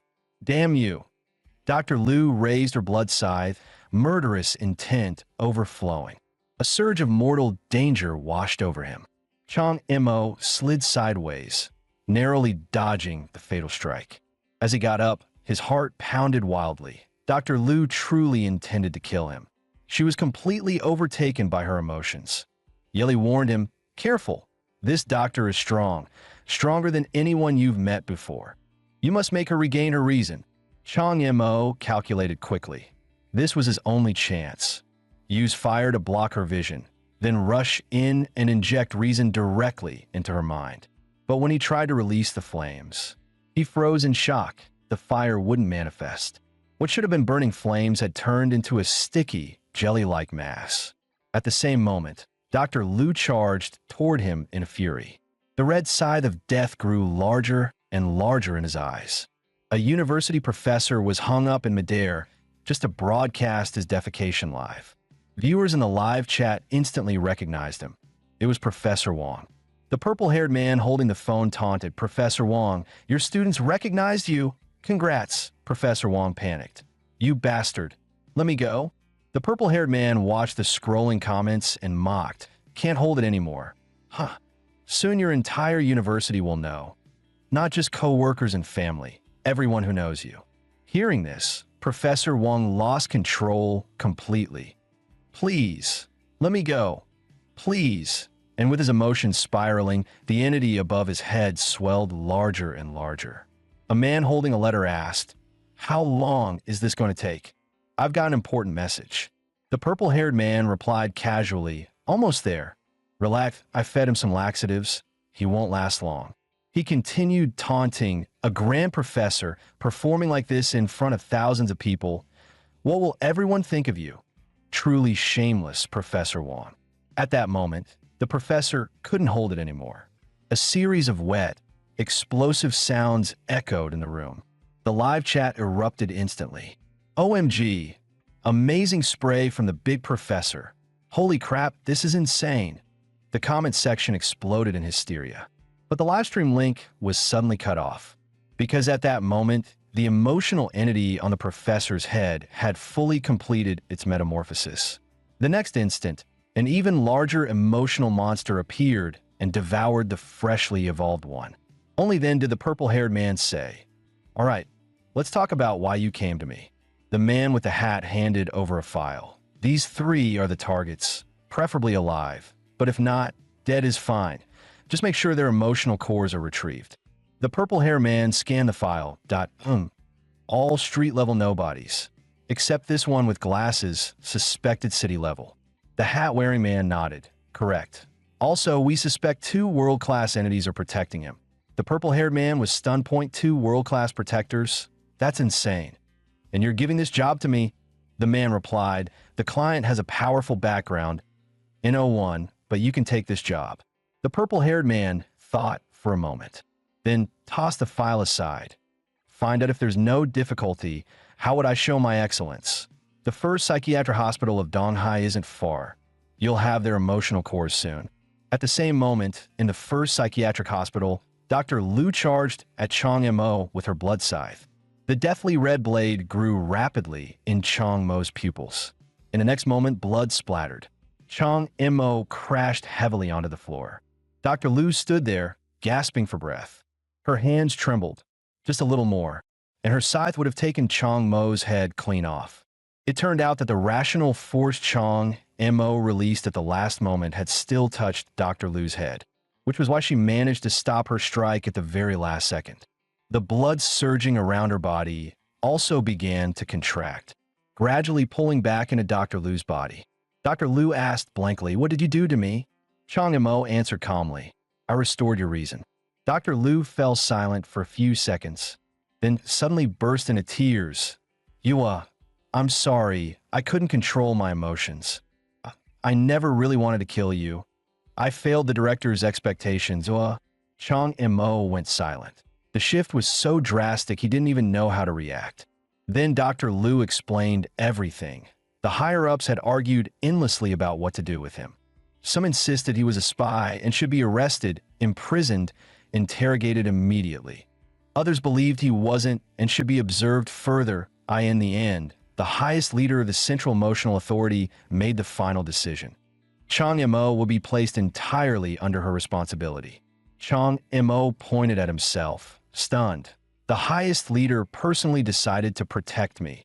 Someone as insignificant as me? Dr. Liu looked a bit embarrassed. Maybe it has something to do with me. Anyway, the final decision about you was handed to me. Before she died, the director asked me to take good care of you. But since the intel suggested you really might be a spy, I wanted to test you. I didn't expect I'd almost kill you. As she said this, she burst into tears again. I failed the director. Chang Mo hurried to comfort her. Dr. Liu, it's fine, really. Thank you. Anyway, I've already reported my decision to the higher-ups. The results should come soon. Also, there's something else. You and I will both join the Donghai Emotional Authority's pursuit unit. We'll investigate the attack on Ward B. Not just you. Jechi and Chunju will join too. The Black Chain Cult, the mole inside the Donghai Authority, and everyone hiding in the shadows. Chang Mo will drag every one of them out and give justice to those who died. After speaking, Dr. Liu opened the door. All right, I'll go explain things to Jechi and Chunju. I'll come back later. The door closed, and the room fell silent again. Chang Mo looked at his hands, lost in thought. Why has my power turned into this? I can't release flames, can't form crystals. It's soft, like jelly. Yeli stared at his hand, puzzled that something's off. Getting soft is normal, but why can't it get hard at all? Then her eyes lit up. I get IT this stage, it becomes soft too. Chang Mo was speechless. What are you even talking about? Yeli covered her mouth and giggled. What did you think I meant? Then she explained properly. Simply put, you're hungry. Hungry? Chang Mo looked confused. Yeli burst out laughing. Haha, exactly. Emotionals need food too. If you don't eat enough, of course it won't get hard. Chang Mo went speechless again. Why is that funny? Don't you think you're a little too excited yourself? Yeli waved her hand. Okay. Seriously, an emotional keeps consuming energy just by existing, even without fighting. It's like how people have to eat every day, and the stronger the emotional, the more energy it burns, like how a bodybuilder eats way more than a normal person. For you, the will chains from the second hospital are your emotional energy source. Yeli continued. In the final battle at the second hospital, you absorbed a huge amount of rational energy and almost lost control. The fact that you stabilized means you actually leveled up. You're now a stronger type of emotional. And the stronger you get, the more energy you burn each day. Chang Mo asked, so, as long as absorb the rational energy from the will chains, my power will return to normal? Yeli replied, that's the idea, but it's not that easy. In this era where rationality is scarce, rational energy is hard to come by, and your appetite is way bigger now. Before, one chain could sustain you for 2 months if you didn't fight. Now, maybe 3 weeks. And worse, if you stay hungry for too long, at best your strength won't show. At worst your power will regress, your mind will fade, and eventually you'll dissolve into nothing. Just like me. Did you forget? I became like this because I couldn't find enough emotional energy.